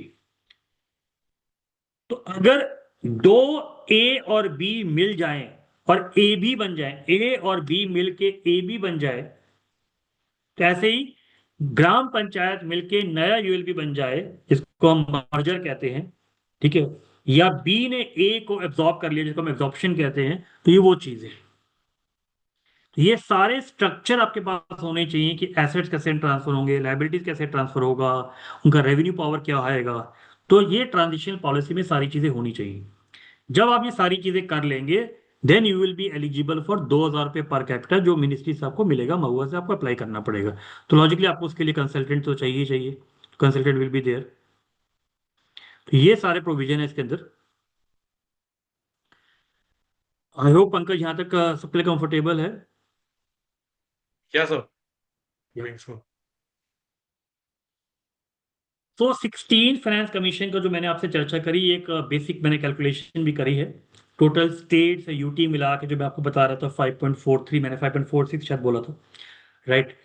सेंसस टाउन की पॉपुलेशन 10.43 है, नंबर ऑफ सेंसस टाउन 3892 है, और 2026 में ये 8676 है। तो हमें जो रिक्वायरमेंट है, चाहत है, राइट, वो 20,852 करोड़ की है, लेकिन मिलेगा 10,000।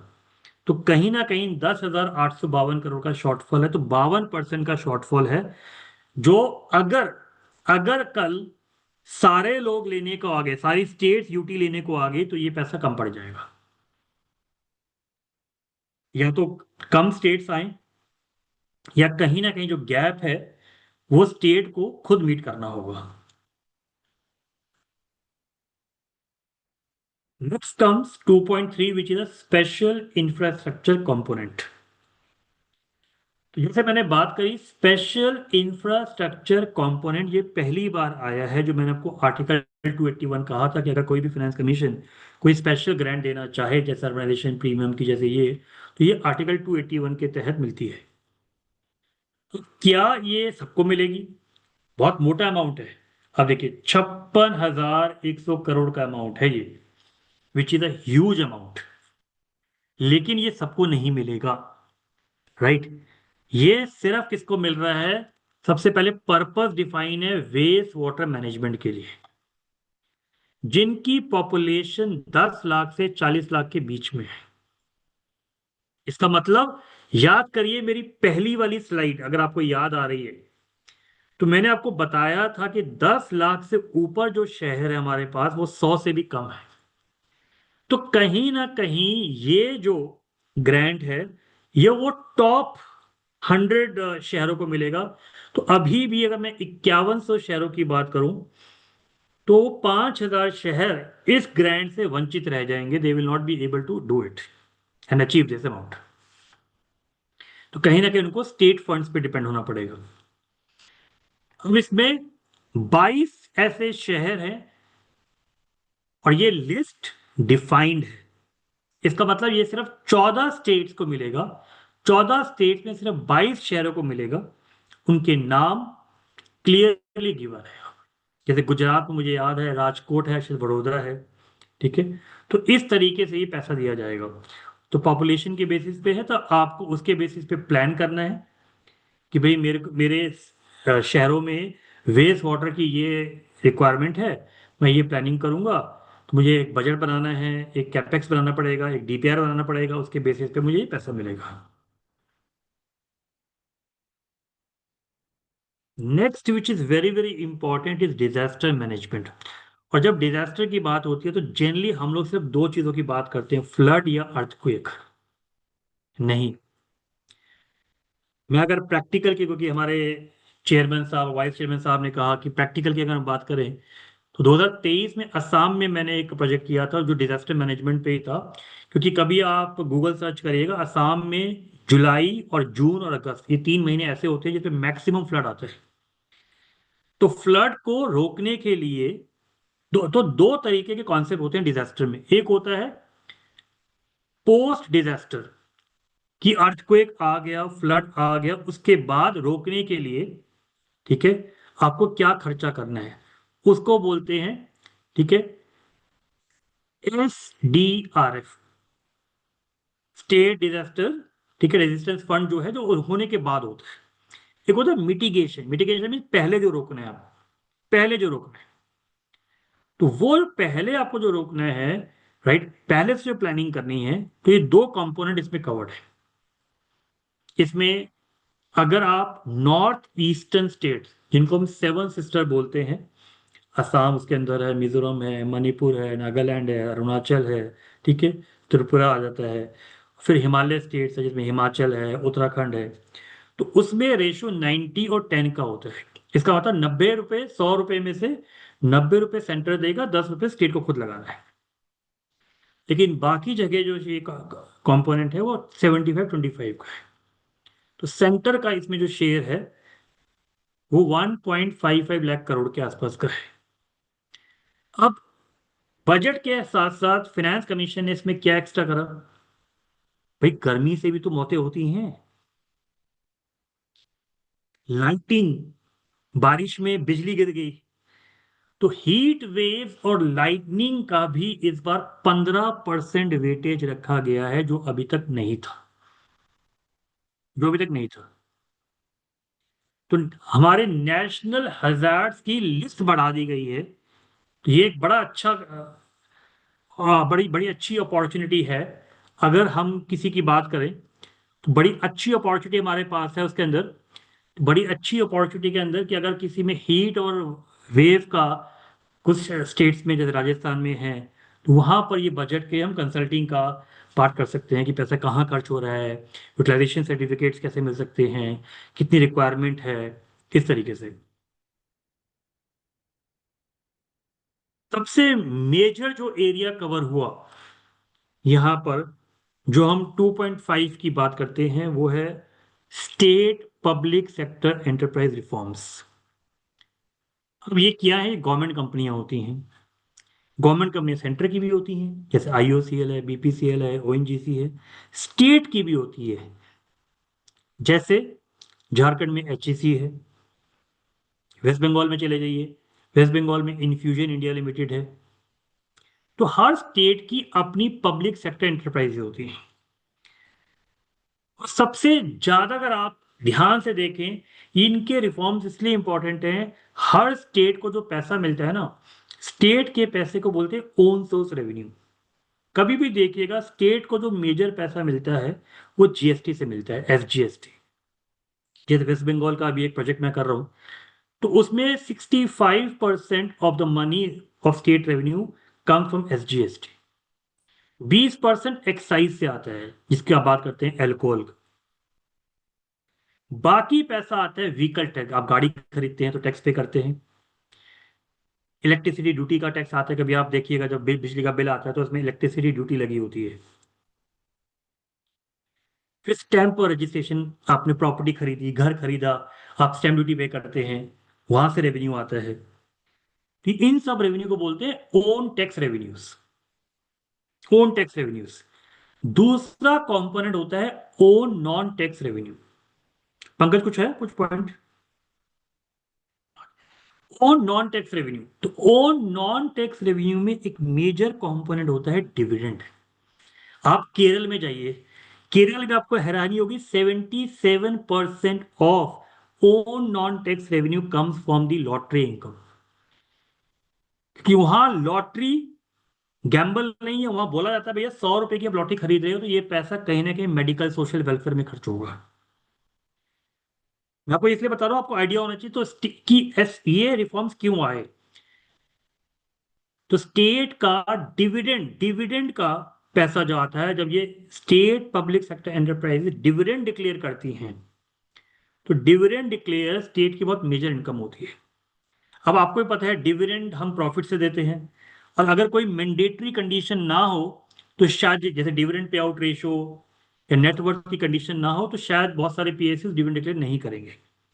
आप जरा 2023-24 में जाके चेक करिएगा, गुजरात ने डिविडेंड पॉलिसी बनाई, और उस ईयर में आप चेक करिएगा शेयर मार्केट में गुजरात की जितनी भी ये state public sector enterprises reforms थे, एंटरप्राइजेस थी, उनका शेयर प्राइस भी बढ़ गया था जब ये अनाउंसमेंट हुआ।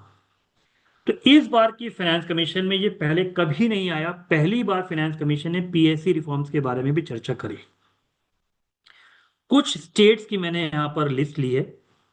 अगर आप कुछ स्टेट्स की यहां बात करें तो आप देखिए, जैसे बिहार, बिहार में ऑलमोस्ट 50% से ज्यादा पीएसयूज हैं स्टेट की जो इनएक्टिव हैं, जो काम ही नहीं कर रहे हैं। यहाँ पंकज विल एग्री, हमारे झारखंड में ही जैसे एचईसी है, बहुत टाइम से वर्क नहीं कर रही है, उन्होंने प्रॉपर्टी टैक्स भी पे नहीं किया। तो लॉजिकली होता क्या है, कहीं ना कहीं उनके पास इतना मेजर लैंड बैंक है, इतने एसेट्स हैं जो अनयूटिलाइज पड़े हैं। गवर्नमेंट की नेशनल मोनेटाइजेशन की प्लान है, तो आप उस मोनेटाइजेशन में चले जाइए। तो गवर्नमेंट ने कहा, फाइनेंस कमीशन ने कहा, भैया जो पीएसयू काम नहीं कर पा रही है, you take a strategic decision. जिनके अकाउंट्स ही क्लोज नहीं हो रहे हैं, अकाउंट्स क्लोज नहीं होगा, एजीएम नहीं होगा, एजीएम नहीं होगा, डिविडेंड कैसे डिक्लेयर करोगे आप। कुछ तो ऐसी पीएसयूज हैं जो प्रॉफिट में चल रही हैं, लेकिन किसी रीजन से अकाउंट्स नहीं बनते हैं, किसी रीजन से ऑडिट नहीं होता है, वो एजीएम नहीं बनता। किसी एक स्टेट का मैं नाम नहीं लूंगा, ऑडिट में, सीएजी ऑडिट में आया कि भाई प्रॉफिट में चल रही है, ऑडिट भी हो गया, अकाउंट्स भी बन गए, डिविडेंड डिक्लेयर नहीं करा, बिकॉज स्टेट की मैंडेटरी पॉलिसी नहीं थी। तो स्टेट को कैसे रेवेन्यू मिलेगा? तो और आप ये पीएसयू स्टेट से लोन तो ले लेती हैं, या तो फ्री में या लोअर रेट ऑफ इंटरेस्ट में, तो कहीं ना कहीं स्टेट के रेवेन्यूज पे बर्डन है। इसी रीजन से फाइनेंस कमीशन की कंडीशन आई कि भैया ये जितनी भी इनएक्टिव पीएसयूज हैं, क्लियरली देखिए आप नीचे लिखा हुआ है कि जितनी भी इनएक्टिव पीएसयूज हैं आप इमीडिएटली इन्हें क्लोज कर दीजिए। 2006-7 में मैंने वेस्ट बंगाल में ये काम किया था, राइट, जिसका नाम था advisory on restructuring of PSUs. तो वहां पर 3 पीएसयूज का हमने किया था। एक West Bengal state industrial development corporation थी, जो ब्रिटानिया के बिस्किट्स में पाउडर बनता है वो बनाते थे। ह्यूज लैंड बैंक, उसका मुश्किल से 1% पे फैक्ट्री बनी हुई थी, 99% लैंड खाली पड़ा हुआ था। इन्फ्यूजन इंडिया लिमिटेड जो केमिकल्स में थे, बासुमती जो न्यूज़पेपर बनाते थे, तो इस तरीके के पीएसयूज हैं इनएक्टिव वाले। तो क्लियरली फाइनेंस कमीशन लिखा है कि सरकार को डिसीजन लेने हैं कि जो इनएक्टिव हैं उनको आप इमीडिएट क्लोज कर दीजिए, ठीक है। उनके एसेट्स को आप मोनेटाइज कर सकते हैं, टेक ओवर कर सकते हैं, उसको पीपीपी मोड पे ले जाइए, जेवी पे ले जाइए। प्लस जो 3 या 4 साल से लॉस पे चल रही हैं उनको आपको रिस्ट्रक्चरिंग पे ध्यान लगाना है। और जितने भी अकाउंट्स क्लोज नहीं हुए हैं अगले 1 या 2 साल में अपने क्लोज करिए। तो ये जैसे मिस्टर अर्पित ने कहा हवन की आहुति, ये हवन का प्रसाद मैं देके जा रहा हूँ। जितने भी हमारे सीएज हैं अगर वो ये काम करना चाहते हैं, देखिए पीएसएस की लिस्ट आपको निकालनी है स्टेट वाइज, जिनके अकाउंट्स क्लोज नहीं हुए हैं। Easily this work can be done. Consulting की बात तो मैं बाद में कर रहा हूँ, तो सिर्फ अकाउंटिंग की बात कर रहा हूँ कि अगर आपने अकाउंट्स भी क्लोज कर दिए, राइट, तो इट्स ए ह्यूज।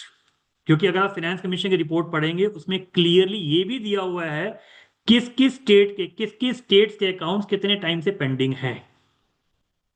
तो आप जाइए, उसमें एनेक्शन में पूरी लिस्ट दे रखी है स्टेट वाइज, तो आपको मिल जाएगा उसमें डिटेलिंग।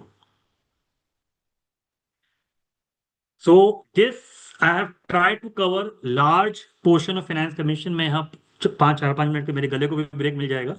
तो अगर किसी का कोई क्वेश्चन है तो I can break, otherwise I can take to budget 26-27, क्योंकि उसमें ज्यादा पॉइंट We'll है नहीं। definitely we'll definitely give pause, sir, so that आपकी आवाज अच्छी रहे and हमें रेगुलर सेशंस मिलता रहे. We can't miss that. So regarding the discussion that has already been done and regarding the queries that has come up from the listeners and viewers, we have some important queries that has been repeatedly asked. Starting with, what are the key challenges before 16th Finance Commission? Basically, since we are into a wind up or we are into a completion or last phase payment or last phase transactions of 15th Finance. So a query from a member is, what are the key challenges before 16th Finance Commission before implementation? Be very honest, मैं process समझाता हूँ, because मैं पूरे 1 साल इस process में रहा census town के लिए, तो आई नो। किसी भी फाइनेंस कमीशन को रिपोर्ट बनाने से पहले ये डायरेक्ट रिपोर्ट नहीं बनती, lot of deliberation and discussion are done. सबसे पहले अगर आप फाइनेंस कमीशन की वेबसाइट पे जाएंगे तो वहां देखिएगा आप कम से कम 15 सप्लीमेंट स्टडीज करी गई है, राइट। कुछ स्टडीज अलग अलग ऑर्गेनाइजेशन ने करी है, कुछ वर्ल्ड बैंक ने करी है। तो सबसे पहले वो स्टडीज करी जाती है, जिससे कि फाइनेंस कमीशन ये जानना चाहता है कि पर्सपेक्टिव क्या आ रहा है, राइट। तो सबसे पहले चैलेंज ये होता है कि हमारे यहाँ जो डाटा है स्पेशली अर्बन का, वो स्कैटर्ड है। और यही रीजन है रिसर्च पब्लिक फाइनेंस में पीएचडी की रिसर्च आप जाके चेक करिएगा पूरे इंडिया के। अब तो शोध गंगा में सारा डाटा अवेलेबल है, आपको रिसर्च पेपर ही नहीं मिलेंगे, because annual financial statement 14 finance commission से पहले अपलोडिंग होती ही नहीं थी। क्योंकि अब सिटी फाइनेंस पोर्टल आया तो सबसे पहले चैलेंज है डाटा का, इसीलिए वो डाटा के लिए उन्होंने स्टडीज करवाई। सेकंड मेजर चैलेंज था इस बार अगेन, जो 15 फाइनेंस कमीशन को भी आया, वो था पॉपुलेशन। क्योंकि आपको पॉपुलेशन को पैरामीटर रखना है, लेकिन आपके पास पॉपुलेशन का डाटाबेस ही नहीं है, क्योंकि आपका सेंसस ही नहीं हुआ 2011 के बाद।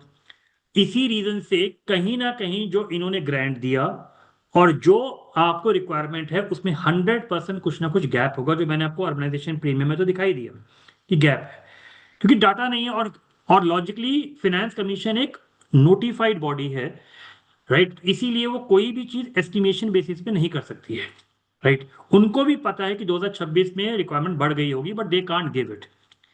जो थर्ड उनको चैलेंज आया कि जब हर फाइनेंस कमीशन में टीम को जाना होता है, तो हर टीम हर स्टेट में बेटा हाँ जी मैम,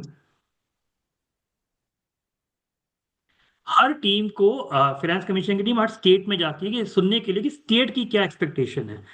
उसके बाद स्टेट का एक मेमोरेंडम बनता है, तो स्टेट वाले प्रेजेंटेशन देते हैं, तो हर स्टेट में वो लोग गए, राइट, तो स्टेट के मेमोरेंडम दिए गए। तो अगर आप वो जाके आज वेबसाइट पे देखेंगे तो स्टेट के मेमोरेंडम में सबने कहीं ना कहीं ये रिक्वेस्ट करी, क्योंकि हर स्टेट को ज्यादा पैसा चाहिए। तो जिन स्टेट के पास पॉपुलेशन ज्यादा है उन्होंने कहा जी पॉपुलेशन को आप मैक्सिमम मार्क्स दो। जिस स्टेट में जिस स्टेट के अंदर डेमोग्राफिक फीचर ज्यादा थे उन्होंने कहा जी डेमोग्राफिक को आप ज्यादा रखिए, राइट। तो logically finance commission can not be a bias, तो उनको बैलेंस बना के चलना पड़ता है। फिर रिक्वायरमेंट पे बात आती है, ठीक है। अब रिक्वायरमेंट आता है वेस्ट वाटर मैनेजमेंट का, तो उनको लगा कि वेस्ट वाटर मैनेजमेंट है, पीएससी रिफॉर्म्स है जो सबसे मेजर है जो लैक कर रहे हैं, और मेजर इशू है रेवेन्यू बढ़ाने का। इसी रीजन से उन्होंने रेवेन्यू बढ़ाने की कंडीशन रखी और उन्होंने ये रखा क्योंकि कुछ स्टेट्स ने ये बोला कि ऐसी स्टेट्स को भी पैसा मिल जाता है जो परफॉर्मेंस नहीं कर रहे हैं। इसी रीजन से आप देखिए इस बार एंट्री कंडीशन बड़ी स्ट्रिंजेंट रखी गई है, और उन्होंने बड़ा क्लियरली कहा कि पैसा स्पेंड पूरा करना है, तो जो स्टेट्स परफॉर्म नहीं करेगी वो पैसा बाकी स्टेट्स को मिल जाएगा। So these are some of the challenges. Sir, talking about state, we have another question. How do Finance Commission recommendation affect central and state relations overall? I don't know Tricky if this is, question. I don't know this is the right platform or not, because in some states, with due respect to all the political parties, right, centre और state का relation हमेशा like अ सास बहू रहता है, because centre को तो पैसा देना है, right, but Demand and supply actually can't equal that. You were can't saying the match. demand is मैं 20,000 अभी crores and हाँ, actually deliverable is 10,000 crores. So you can never match the exact demand and supply concept. Maximum states ये कहती हैं कि भैया आप condition हटा दीजिए क्योंकि हमारी कंडीशन मीट नहीं होती है, राइट, आप कंडीशन मीट नहीं होगी पैसा नहीं मिलेगा। बहुत सारी स्टेट्स को पिछली बार और बहुत सारी यूएलबीज को पैसा नहीं मिला बिकॉज उन्होंने प्रॉपर्टी टैक्स वाली कंडीशन अचीव नहीं करी। I'll take example, property tax की पहली कंडीशन थी कैपिटल वैल्यू में माइग्रेट करना। आज भी 28 स्टेट्स में, यूटीज की तो बात ही नहीं कर रहा हूं, 28 स्टेट्स में से 10 स्टेट्स ने भी कैपिटल वैल्यू माइग्रेट नहीं किया। तो जब 2022-23 की मैंडेटरी कंडीशन थी आपने वही अचीव नहीं करा तो आपके वहां नंबर कम हो जाते हैं। झारखंड में मुझे इसलिए पता है 22-23 में हम लोगों ने झारखंड में वो चीज करवाई, राइट। आज हर 2 साल में वहां डिमांड ऑटोमेटिकली अपडेट हो जाती है। सेकंड सेकंड जो रिलेशन की इशू आता है कि भाई आपने तो पैरामीटर इतने ज्यादा दे दिए हैं, इसकी वजह से अपने को मिलता नहीं है। आपने फाइनेंस कमीशन बोल दिया, आपने बोला इलेक्शंस नहीं हुए। आपने नोटिस किया होगा पिछले 6 महीने में मैक्सिमम स्टेट्स में म्युनिसिपल इलेक्शन हुए। उसका रीजन यही है कि भाई फाइनेंस कमीशन का ग्रांट नहीं आ रहा। और आप जाके जो लोग हमारे सीए फ्रेंड्स हमारे अकाउंटिंग करते हैं, मैक्सिमम स्टेट्स में फाइनेंस कमीशन का पैसा 3 साल का इकट्ठा अब आया है। अभी मैं Right. इस वेबिनार से पहले रेवा में म्युनिसिपल बॉन्ड के मैं एडवाइजर हूं, तो हम म्युनिसिपल बॉन्ड के लिए रेटिंग के लिए बात कर रहे थे, तो वहां 3 साल का फाइनेंस कमीशन का 15 का पैसा इकट्ठा आया है अभी 40 करोड़ रुपए। So these are the relation which I know logically. जो स्टेट्स सेंटर वाली पार्टी की हैं तो थोड़ा सा उनको कहीं ना कहीं एक लीवरेज मिल जाता है और बाकी को नहीं मिलता, but there are fair condition because ultimately PMU has been appointed at the state level जो ये डिसीजन लेता है, तो गाइडलाइंस हैं उसके बेसिस पे लिया जाता है। So, sir, talking about the funds, we have another query. Specific conditions that are being added in this finance commission regarding the raising of funds from public, like the bond, for example, that you mentioned. Are there any specific add-ons or any specific conditions that has been mentioned specifically in 16th finance that would make ease of raising fund of public, or there would be additional checks को done bond on the issue same? करने में finance commission ने municipal bond के बारे में कहीं नहीं लिखा, राइट। वो 15th में भी नहीं था। आज तक जितनी फाइनेंस कमीशन की रिपोर्ट आई है उसमें म्युनिसिपल बॉन्ड के बारे में कोई रिकमेंडेशन नहीं है। हाँ, चर्चा है, Or any but form of raising funds? हाँ, बॉन्ड या बॉन्डिंग इसमें नहीं है। वो अभी जब मैं बजट की चर्चा करूंगा उसमें आएगा इन terms of urban challenge fund, right. Okay. लेकिन बॉन्ड जब आप इशू करते हैं, बिकॉज मैं बहुत सारे बॉन्ड में 2-3 बॉन्ड में प्रोसेस में रहा हूँ, उसमें बहुत सारी चीजें इन्वॉल्व होती हैं। सबसे पहले तो आपके पास पिछले 3 साल के अकाउंट्स ऑडिट होने चाहिए। तो अगर आप 26 में अप्रैल 26 में प्लान कर रहे हैं तो आपके 3 साल के होने चाहिए। इसका मतलब 25-26 का भी अकाउंट बन के ऑडिट हो जाना चाहिए, which is very challenging, right. फिर बॉन्ड के लिए प्रोसेस में आपका रेवेन्यू होना चाहिए। रेवेन्यू का मतलब कम से कम आपका जो ओएसआर होना चाहिए। तो इसलिए ओएसआर वाली कंडीशन आ गई। तो आप ये कह सकते हैं कि जो ओएसआर वाली कंडीशन आई, जो एएफएस वाली कंडीशन आई, वो कहीं ना कहीं रेवेन्यू डिसिप्लिन और फाइनेंशियल डिसिप्लिन के लिए मैंडेटरी है। हम सब सीए याद करेंगे, हम क्लास 11 12th में हम इकोनॉमिक्स में पढ़ते थे। प्रॉफिट मैक्सिमाइजेशन की 2 कंडीशन होती थी, MC MC equal to MR and MC should cut from below. जब तक 2 कंडीशन नहीं होंगी प्रॉफिट मैक्सिमाइज नहीं होगा। ऐसे ही बॉन्ड इशू करने के लिए सबसे necessary condition is revenue and the financial discipline. अगर ये नहीं है तो आप मार्केट से बॉन्ड इशू कर ही नहीं सकते हैं। इसीलिए आप चेक करिए, पहला बॉन्ड 97 में बेंगलोर में इशू किया, उसके बाद आज तक बेंगलोर ने बॉन्ड इशू नहीं किया। आप ये चेक करिए। और 2015 से आप देखिए, 28 फरवरी की फिगर 4240 करोड़ की है, 4240 करोड़ की फिगर है, राइट। जिसमें से बहुत सारे बॉन्ड्स सिर्फ 2 या 3 स्टेट्स या सिटीज ने ही इशू करे, जैसे ग्रेटर चेन्नई ने 2 बार इशू कर दिया है अभी। तो अभी ये प्रोसेस है। बाकी मैं अर्बन चैलेंज फंड में इसकी चर्चा और भी करूंगा। So basically, that last moment delay in delivery of funds that we are discussing, are there any specification, any specific conditions, or any specific checks that has been implemented by 16 Finance that would ensure timely process or timely payment of funds, and at least not a last mile process of funds or dumping of funds for the compliance? Finance का 16 finance commission का अभी operational guidance आई नहीं है। It will take some time, because जो पैसा मिलेगा वो आपको अगले साल ही मिलेगा। 2 इंस्टॉलमेंट मिलता है। तो मैं 15 का पैसा बता सकता हूँ कि पक्का गारंटेड मिनिस्ट्री कहीं ना कहीं एक सेंट्रल लेवल पे एक पीएमयू अपॉइंट कर रही होगी, जो फाइनेंस कमीशन का रोल आउट करेंगे। जैसे पिछली बार सिटी फाइनेंस पोर्टल बना था, तो सिटी फाइनेंस पोर्टल में आपको सारी कंडीशन के लिए डॉक्यूमेंट्स अपलोड करने होते हैं। फिर उसके बेसिस पे उसके चेक्स होते हैं। तो गारंटेड इस बार भी अगर कोई नई ऑर्गेनाइजेशन आएगी, they will create their own dashboard. अगर सेम ऑर्गेनाइजेशन रहती है तो आपके पास सेम पोर्टल में आपको सारी चीजें अपलोड करनी होंगी। लाइक एंट्री कंडीशन नंबर 3 कि आपने सारी यूएलबीज नोटिफाई कर लिए हैं। तो इसका मतलब अगर आप झारखंड में 49 यूएलबीज का पैसा मांग रहे हैं तो 49 यूएलबीज का नोटिफिकेशन लगाइए। आपका state finance commission in place है, वो आप उसकी रिपोर्ट लगाइए। ठीक है, कितनी पुरानी है एसएफसी। फिर आपके जो ऑडिटेड अकाउंट्स हैं, 49 यूएलबी का पैसा मांग रहे हैं, तो 49 यूएलबीज के जो एएफएस हैं, ठीक है, वो उसमें अपलोड हो जानी चाहिए। और वो अब इस वक्त, क्योंकि अभी तक एएफएस डिफाइन नहीं थी, अब डिफाइन भी हो गई, तो वो चेक करेंगे कि बैलेंस शीट भी होनी चाहिए। हो सकता है वो अब डीप डाइव में भी जाएं। पहले आप सिर्फ पीडीएफ अपलोड कर देते थे। बहुत सारी स्टेट्स के जो पीडीएफ्स हैं, राइट। पंजाब का कभी आप चेक करिएगा, पंजाब में आज भी टी शेप में बन रहा है, असम में टी शेप में बन रहा है। 2025 में अक्टूबर में मेरा एक आर्टिकल भी चार्ट अकाउंटेंट में आया था, जहां मैंने कंपेयर किया।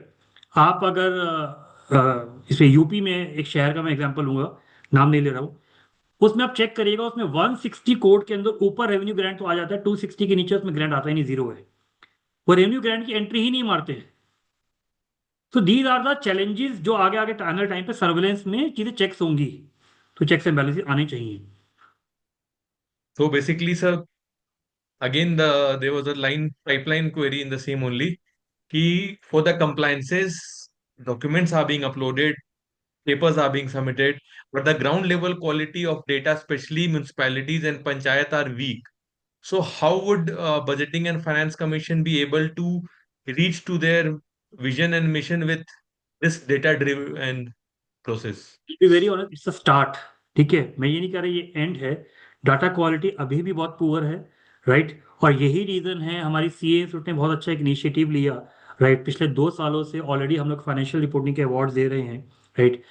तो ये कहीं ना कहीं एक स्टेप है विच कैन बी बेंचमार्क। और ये I can request our chairman और वाइस चेयरमैन सर ऑल्सो, कि जिन जिन यूएलबीज ने हमारे अच्छे परफॉर्म करे पिछले 2 सालों में, हम उनकी रिपोर्ट्स का एक नेशनल लेवल पे, एक जोनल लेवल पे वर्कशॉप करें, बताएं हमारे सीएस को, हमारी यूएलबीज को, स्टेट लेवल को जो परफॉर्म नहीं कर रही हैं, कि देखो आपकी रिपोर्ट में ये पैरामीटर्स की कमियां थी, अगर आप ये अचीव कर लेते हैं तो आपको ये बेनिफिट मिलेगा। तो कहीं ना कहीं ये स्टार्ट तो है, बट यस कहीं ना कहीं इनिशिएटिव स्टेट को लेना पड़ेगा and they have to take this financial discipline as a priority. It should not be taken as a tool only कि भैया आपने अपलोड कर दिया और आपको ग्रांट मिल जाएंगे. तो that mindset needs to be change and where our ICA committee can take a very catalytic role can be there. So many states or particular local bodies who have not implemented the accrual accounting system, basically ABDAS system. So how would the finance recommendation or the finance comparison or the finance implementation would be matching with those who are actually in the line of accrual based accounting and who are still following the previous system of single entry accounting system or the khata book system? अब ये भी एक दिक्कत है. I think finance commission ना अब हार गया है. डबल एंट्री अकाउंटिंग अगर आप देखें, पहले जो अलमित्रा वाला केस आया था तो वहां से शुरू हुआ, राइट. और इनिशियली फाइनेंस कमीशन ने 13th फाइनेंस कमीशन तक, अगर मुझे सही तरह याद है, या 14th में कंडीशन आई थी जिसमें एक्रुअल अकाउंटिंग की चर्चा थी. फिर अमृत की स्कीम आई, तो अमृत के पीछे प्राइमर में लिखा हुआ था कि एक्रुअल अकाउंटिंग होनी चाहिए. बट आफ्टर दैट किसी कंडीशन में एक्रुअल अकाउंटिंग के बारे में नहीं लिखा. उन्होंने कहा भैया आप AFS अपलोड कर दो. बिकॉज लॉजिकली आज being a CA into this practice for 20 years, कोई भी ULB, I am challenging, not even a single ULB in the entire India is doing 100% accrual accounting. सबसे बड़ा एग्जांपल मैं छोटा सा लेता हूँ, प्रॉपर्टी टैक्स. 100 रुपए की प्रॉपर्टी टैक्स की आपकी डिमांड है.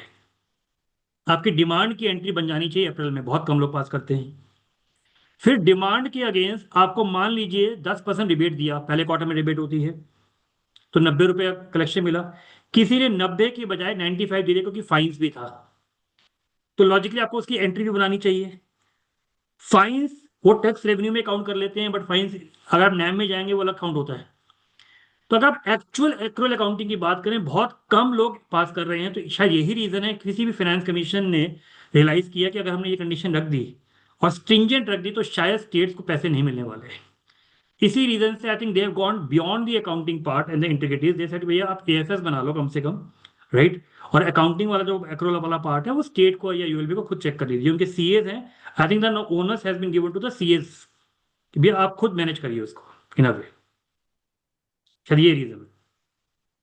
The reports would be reflecting on the comment. Should be. I think should be. There, I think as a our CAs would have already taken an initiative. अब बाकी देखते हैं आगे क्या होता है. Right, sir.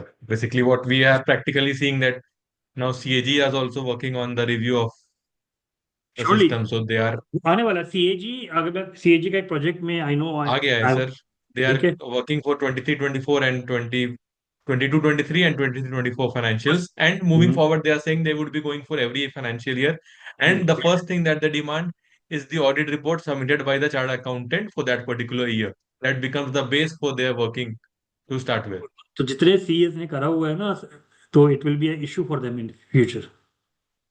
And a sense of good responsibility if they have reported it quite well. Surely. So moving forward, would you first go for the budget thing, or we have some other questions that I believe would be मैं पहले related close to कर some लेता budgets हूँ, then I also? think we can. हाँ, ज्यादा लंबा नहीं है. It will take 10 minutes more, right? I can close it. Sure. So coming to the budget 26-27, if we see, so this is the total budget at glance of 26-27, which has a two component, revenue expenditure and the capital expenditure. तो अगर आप check करें in terms of the last year budget, right, and in terms of the current budget, total amount of the budget has increased. Total amount of the budget has increased. Revenue expenditure और capital expenditure का आप ratio check करेंगे तो generally revenue expenditure हमेशा ज्यादा होता है, because you know government में सैलरीज पे ज्यादा पैसा खर्च होता है आपका. That is the reason. So if you take the total budget, it is almost 53.47 lakh crore का बजट है, which is a huge budget. ये सेक्टर वाइज है कि हमने सबसे ज्यादा बजट किसको दिया. और आपने देखा होगा जब बजट आता है तो स्टॉक मार्केट में भी इंपैक्ट आता है कि हाँ सबसे ज्यादा बजट इसको मिला है. तो उस कंपोनेंट में अगर आप देखें, जनरली अगर आप रिवाइज बजट से कंपेयर करें, रिवाइज बजट से, तो अर्बन का बजट बहुत बढ़ गया है. पर अब अगर बजटेड फिगर से चेक करें 96,000 करोड़ का बजट था अर्बन का, जो 85 करोड़ हो गया है। और मैं आपको इसका डिटेल बता देता हूँ। इसका रीजन क्या है? 96,000 करोड़ में आप जाके ब्रेकअप चेक करिएगा, उसमें से 10,000 करोड़ अर्बन चैलेंज फंड का था, लेकिन last year urban challenge fund की गाइडलाइंस अप्रूव नहीं हुई, तो वो पैसा अनस्पेंट रह गया, तो गवर्नमेंट ने उसको माइनस कर दिया इन अ वे। तो आज वो 85,522 करोड़ का बजट है, जिसमें 10,000 करोड़ आज अर्बन चैलेंज फंड का है। तो remaining 75,000 crore is for the other. तो ये मेजर कंपोनेंट है जिसमें रूरल का बजट भी आता है, अर्बन का भी आता है, because we are only focusing on the local government, तो I am only discussing that. Mahua का जो बजट का ब्रेकअप अगर आप देखें, ये बहुत इंपॉर्टेंट है, और ये रीजन आपको समझ में आएगा क्यों बॉन्ड मार्केट भी स्क्यूड मार्केट है। महुआ का टोटल बजट अगर आप चेक करें, इसमें से 30,996 सिर्फ मेट्रो का है। तो 85,000 करोड़ में से 30,000 करोड़ सिर्फ मेट्रो का है, विच मीन्स ऑलमोस्ट 35% सिर्फ मेट्रो का। और आप सबको पता है 5100 शहर में से मेट्रो कितने शहरों में होगी? मुश्किल से 50 शहरों में भी नहीं है। इसका मतलब कहीं ना कहीं ये पैसा सिर्फ, कहीं ना कहीं ये पैसा सिर्फ किसको मिल रहा है? टॉप शहरों को मिल रहा है। 22,000 शहर हमारे किसमें है? पीएमएवाई के। PMAY only again applicable to top towns. Amrut सिर्फ 500 शहरों के लिए है। ये क्लियरली शो करता है कहीं ना कहीं छोटे शहरों के लिए बहुत कम पैसा अवेलेबल है। इसीलिए अर्बन में स्टेट के ऊपर बड़ा इंपॉर्टेंट है, और इसी रीजन से फाइनेंस कमीशन का पैसा हर स्टेट एक्सपेक्ट करती है, जिससे कि स्मॉलर यूएलबीज को वो लोग केटर कर पाए। मेजर गेम चेंजर इस बजट में आया 3 कर्तव्य में से urban challenge fund. Urban challenge fund आया तो पिछले साल था, लेकिन इसका अप्रूवल इस साल फरवरी 26 में आया है। अभी भी डिटेल गाइडलाइंस आना इसकी रिमेनिंग है। अर्बन चैलेंज फंड अगेन बड़ा क्लियर है कि अगर 100 रुपए का फंड है, 100 रुपए में से अगर 50 रुपए स्टेट ने प्रोजेक्ट के लिए बोरोइंग से लाए हैं, तो गारंटेड 100 का 25%, 1/4 will be given the centre as a grant. इसका मतलब अगर मैं अपने शहर पे कोई वाटर का प्रोजेक्ट 100 रुपए का लेके आ रहा हूँ, जिसमें से 50 रुपए मैंने बॉन्ड से उठाए हैं, तो 25 रुपए मुझे सेंटर से ग्रांट मिल जाएगा। तो इन अ वे मेरी कॉस्ट सिर्फ 75 रुपए की रहती है। 25 रुपए स्टेट दे देगा, 50 रुपए मैंने बॉन्ड से उठा लिए।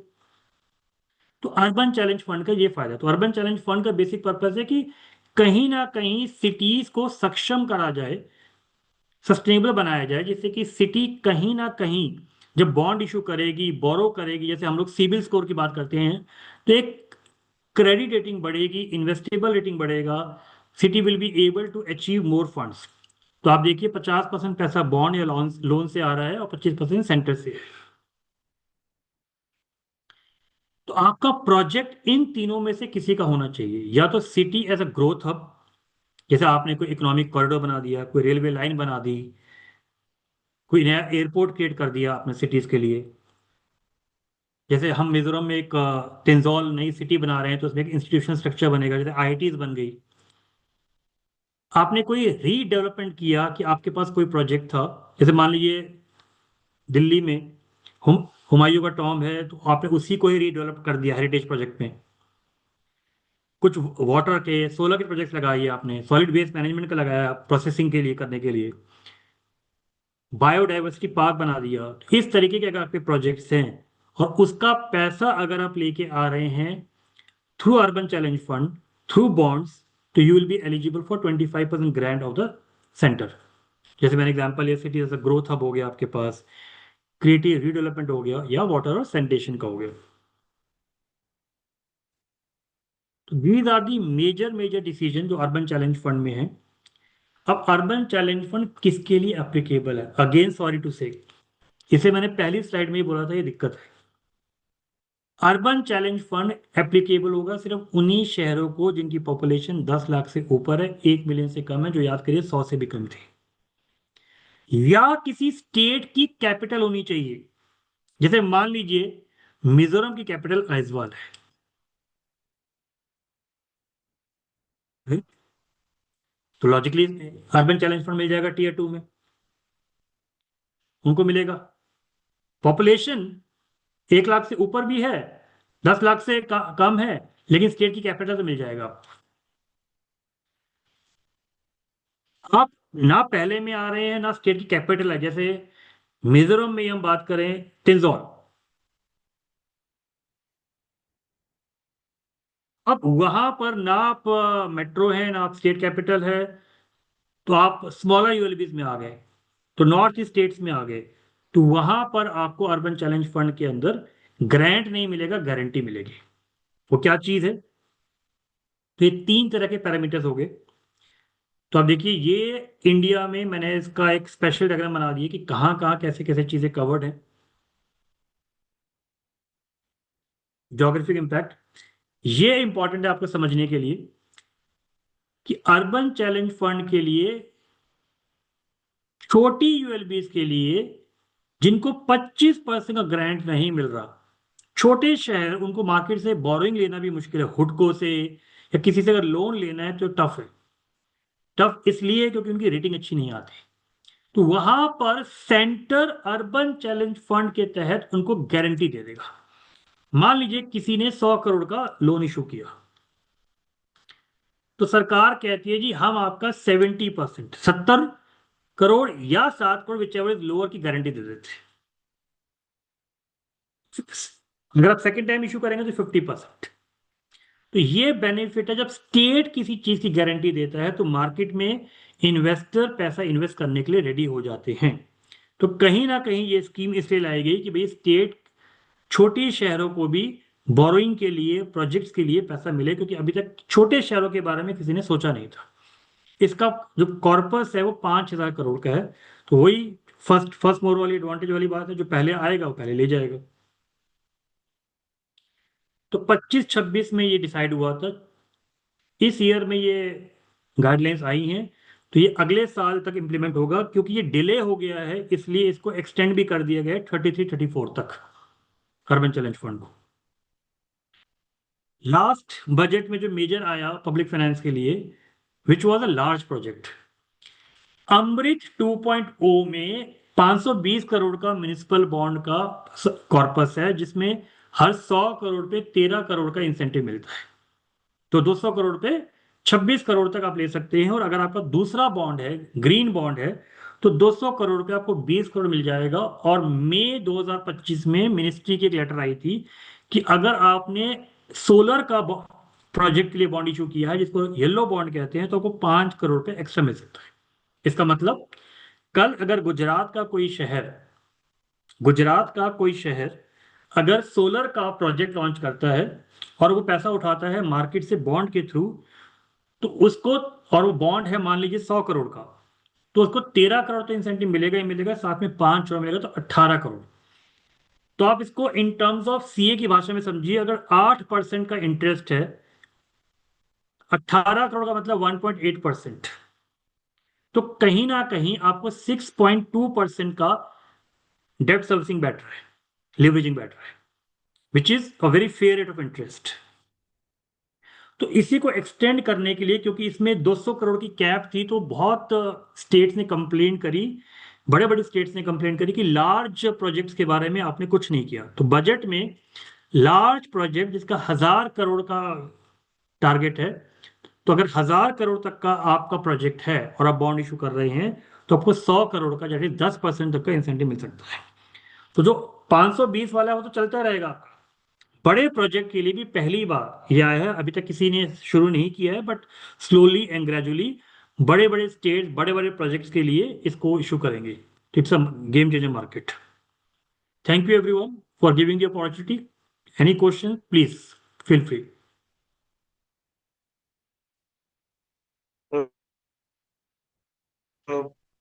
So, basically, a generalized or personalized question from our members: how a member can get a professional opportunity from their local firm in their own state. Simply be very, I'll be very honest to you. Opportunities इसमें immense हैं जो आपने देख लिया है, but मैं agree करता हूँ कोई भी अपॉर्चुनिटी आपको बिना एक्सपीरियंस के नहीं मिलेगी. तो देर आर 3 or 4 पॉसिबिलिटीज आप कर सकते हैं. वन इज अ रिएक्टिव कि हाँ कोई टेंडर निकला, उस टेंडर में आपने अप्लाई किया, और उस टेंडर में अगर आपकी एलिजिबिलिटी नहीं है तो आपको कहीं ना कहीं किसी के साथ जेवी में जाना पड़ेगा, राइट. तो आप जो भी मार्केट में एक्सपीरियंस लोग हैं आप उनके साथ जेवी में जा सकते हैं. सेकेंड पॉसिबिलिटी कैन बी कि आपको कहीं I ना believe कहीं, in maximum, just sorry, with my experience in maximum tenders of chartered accountants, generally in 90% cases I have seen sir JV allow ही नहीं करते. मैं देखो With the best आप of my सिर्फ knowledge. पंकज नहीं, पंकज आप सिर्फ रिस्ट्रिक्ट कर रहे हो अपने आप को सिर्फ अकाउंटिंग के अंदर. मैं तो आपको एरियाज बता रहा हूँ, ठीक है. जैसे मैं पीएससी रिफॉर्म्स है, ठीक है. अब पीएससी Right. रिफॉर्म का कोई टेंडर आएगा तो गारंटीड है उसमें तो पक्का पक्का कहीं ना कहीं एक्सपीरियंस मांगा जाएगा, ठीक है. तो इसी रीजन से यूएलबी लेवल एक्सपीरियंस कम होता है, तो इसलिए जनरली आजकल टेंडर्स में गवर्नमेंट लिखा होता है वर्ड. कुछ चीजें कैसे टेंडरिंग होती है वो आप सबको पता है, तो मैं इस प्लेटफॉर्म पे बात नहीं करूंगा. बट मैं आपको एक रैशनल बता रहा हूँ कि जेबी वाला कॉन्सेप्ट हो सकता है, राइट. या आपको किसी यूएलबी की फाइनेंशियल पावर चेक करनी पड़ेगी. अगर यूएलबी की फाइनेंशियल पावर है whereby they can give this single tender, right. So logically आप you can show your capability statement, yes you have the capability, आपने ऐसा काम करा हुआ है, या आपके पास एक्सपीरियंस लोग हैं, कनेक्ट्स हैं, जैसे हम लोग बहुत लोगों के साथ काम कर रहे हैं. तो in that way you can have a tie-up. And please, my request to all my members is do not restrict yourself to accounting, auditing और budget. मैंने आपको बताया जैसे ह्यूज स्कोप, जैसे मैं ही अभी 4 अलग अलग तरीके का काम कर रहा हूँ. तो लॉजिकली अकाउंट और अकाउंटिंग मैंने शायद 2009 में मैंने आखिरी अकाउंटिंग करी थी पुणे म्युनिसिपल कॉर्पोरेशन की. उसके बाद मैंने अकाउंटिंग करी ही नहीं है. मैं तो अकाउंटिंग में हुई नहीं, फिर भी कंसल्टिंग मार्केट के अंदर है, राइट. हमारी भी कंपनी है तो हम लोग अकाउंटिंग का काम करते ही नहीं है, बहुत ही रेयर काम करते हैं. सो ट्रेनिंग का कॉन्सेप्ट आता है. तो इसी रीजन से आपको रिएक्टिव मोड हो गया, मैंने बताया. एक फाइनेंशियल पावर आपको चेक करनी पड़ेगी, ठीक है.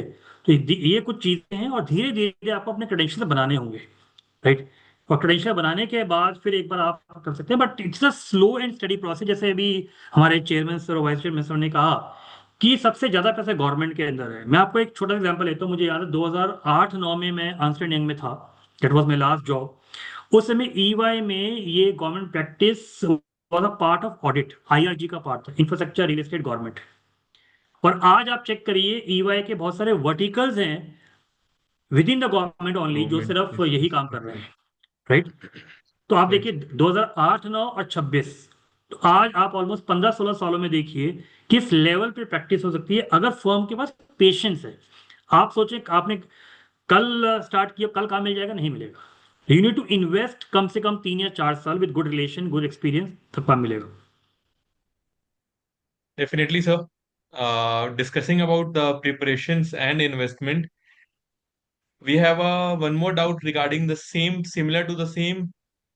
With 16th finance being implemented from 1st of April, what are the pre-preparations that CA firm can do to have a edge of if they have a keen interest of working into public finance and getting into the verge and starting their working with implementation of 16th good finance? Point. सबसे पहले आप अपना area define करिए, because it's not, मैंने जैसे बताया कि 5100 शहर हैं. पहला आप ये देखिए कि किन 5100 शहर के अंदर अभी भी, राइट, अकाउंटिंग प्रॉपर नहीं हो रही है, ऑडिटिंग प्रॉपर नहीं हो रही है. तो ये आपको एक स्टडी करनी पड़ेगी. Second step, then you have to go and meet those people and to define कि भाई आप 16 फाइनेंस कमीशन में आपने ये चीजें मिस कर दी 15 के अंदर, अगर 16 में नहीं करेंगे, ये एंट्री कंडीशन है, तो स्टेट को यूएलबी को ग्रांट नहीं मिलेगा. थर्ड, कहीं ना कहीं बिना नॉलेज के हो नहीं सकता. तो आपको अब नेशनल म्युनिसिपल अकाउंटिंग मैनुअल, उस स्टेट के मैनुअल के बारे में हमारे सीए इंस्टीट्यूट ने अकाउंटिंग एंड लोकल बॉडी के बनाए हैं, और उसमें मुझे हैरानी है 2 और 5 मैंडेटरी है, बट बहुत कम सीएस को इसकी नॉलेज है और बहुत उसको इम्प्लीमेंट भी नहीं करते हैं, राइट. तो आपको एक बेसिक नॉलेज की बड़ी आवश्यकता है, वो आप नॉलेज लेके जाएं. तो आप स्टार्ट यहां से करें. जैसे पीएसयू रिफॉर्म्स की मैंने बात करी, तो आप पीएसयू के लिए पूरी लिस्ट अवेलेबल है स्टेट वाइज. फिर आप स्टेट की डिपार्टमेंट ऑफ इंडस्ट्री में जाइए, तो वहां से आपको हर इंडस्ट्री की लिस्ट मिलेगी, आपको उनके फाइनेंशियल्स मिलेंगे, कितने सालों से ड्यू हैं. तो ये एक काम हो सकता है. अर्बनाइजेशन प्रीमियम को जो मैंने बताया, सेंसस टाउन की पूरी लिस्ट वो IIHS वाली स्टडी के अंदर अवेलेबल है जो फाइनेंस कमीशन की वेबसाइट पे है। तो आपको पता लगेगा कि स्टेट में सबसे ज़्यादा सेंसस टाउन है, आप वहाँ जाके कर सकते हैं अगर आपका एक्सपीरियंस है। तो इस तरीके से आपको तैयारी एक एक प्रोडक्ट वाइज करना पड़ेगा, तब अपने प्रोडक्ट को आप मार्केट के लिए फिट कर सकते हो। Perfectly answered, sir. You can have to work step by step, bit by थोड़े bit. मेरे मेरे And कंपटीशन में लोग आएंगे, मुझे कोई दिक्कत नहीं है, बट ठीक है, मेरे कंपटीशन में लोग आएंगे आप। it has been wonderful working with you. So I don't think so you mind competition. And I had personally had a great experience of working with you, so I can add on to it. And a great presentation, sir. A great briefing about the decoding of budget and the detailing that is coming in 16th finance. And definitely, जैसे आपने बताया कि the rules and few details of section finance would be coming as it would be implemented, and uske funds aane mein bhi the time would take. So we need to start, we need to get geared up, and a perfect initiative by institute to start at a perfect time. A great initiative by Public and Government Financial Management Committee of ICAI, a wonderful deliberation by our chairman and vice chairman, sir, for this giving a great start, a great initiative, and a first session by our wonderful CA Pankaj Goyal ji. So I would now request Seema madam for the vote of thanks. Let me thank you Seema ji for giving the opportunity. अच्छी बात है कि एक लोगों के साथ share करा। Thank you Sabir ji. Thank you, sir. Thank you. So, on behalf of our Committee on Public and Government Financial Management, I'd like to express deep thanks, first of all, to our President and Vice President, under whose guidance we've organized this program webinar. And I'll also like to thank the Chairman of our committee, Hansraj Juksar, and Vice Chairman, Arpit Kapraji, who really motivated us that we should have this series. But the main thanks to our Pankaj Goyal sir, it was such an interesting what you spoke, because I would say there are more than 700 till the end, our participants, our members, including government officials who joined this webinar. अच्छा, मुझे लगा नहीं, मुझे लगा participant सिर्फ 4 हैं। No, sir. There are more than the camera. people are Folks, joining camera is- live, That's good. and they are Thank you. viewing this live. And a lot of thanks to Pankaj Mukherjee, sir. Thank you. You're being a moderator, sir. You carried so well. So it was so interesting, and you also had the subject knowledge. So it was really great. And thanks to all our viewers who attended this and who were there throughout, from the beginning till end, for sparing your time and being with us. And for my team of the CPGM Secretariat, thanks. Thanks everyone for joining today's webinar. Thank you so much. Thank you. I would say it's our love for this particular subject that I and Pankaj Yeah. Goyal ji would definitely be available for any of this session with this particular topic in public and government financial management. Great. मैं last Thank में you share so बोलता much. हूँ, मैं अपनी class में एक share बोलता था, अभी तो मुट्ठी भर जमीन हासिल की है, तो सारा जहां बाकी है। तो अभी तो बहुत चीजें हैं, तो there's a huge potential। और सिर्फ इंडिया में नहीं, ग्लोबल हम इतने एक्सपीरियंसेस हैं, Global तो you opportunities. Can invite, we can share. जैसे हमने काबुल में, युगांडा में काम किया है, तो वो केस स्टडीज हम लोग शेयर कर सकते हैं। Can do that. Welcome. Thank you everyone. So we end today's webinar. And so since Thank you. all good things have to come to an end, so we end today's webinar, and the next because we will be hosting fortnightly, and so next we are having it on 2nd of April. So thank you everyone. Thank you, ma'am. Thank you, ji. Thank you. Take care. Bye-bye. Good night.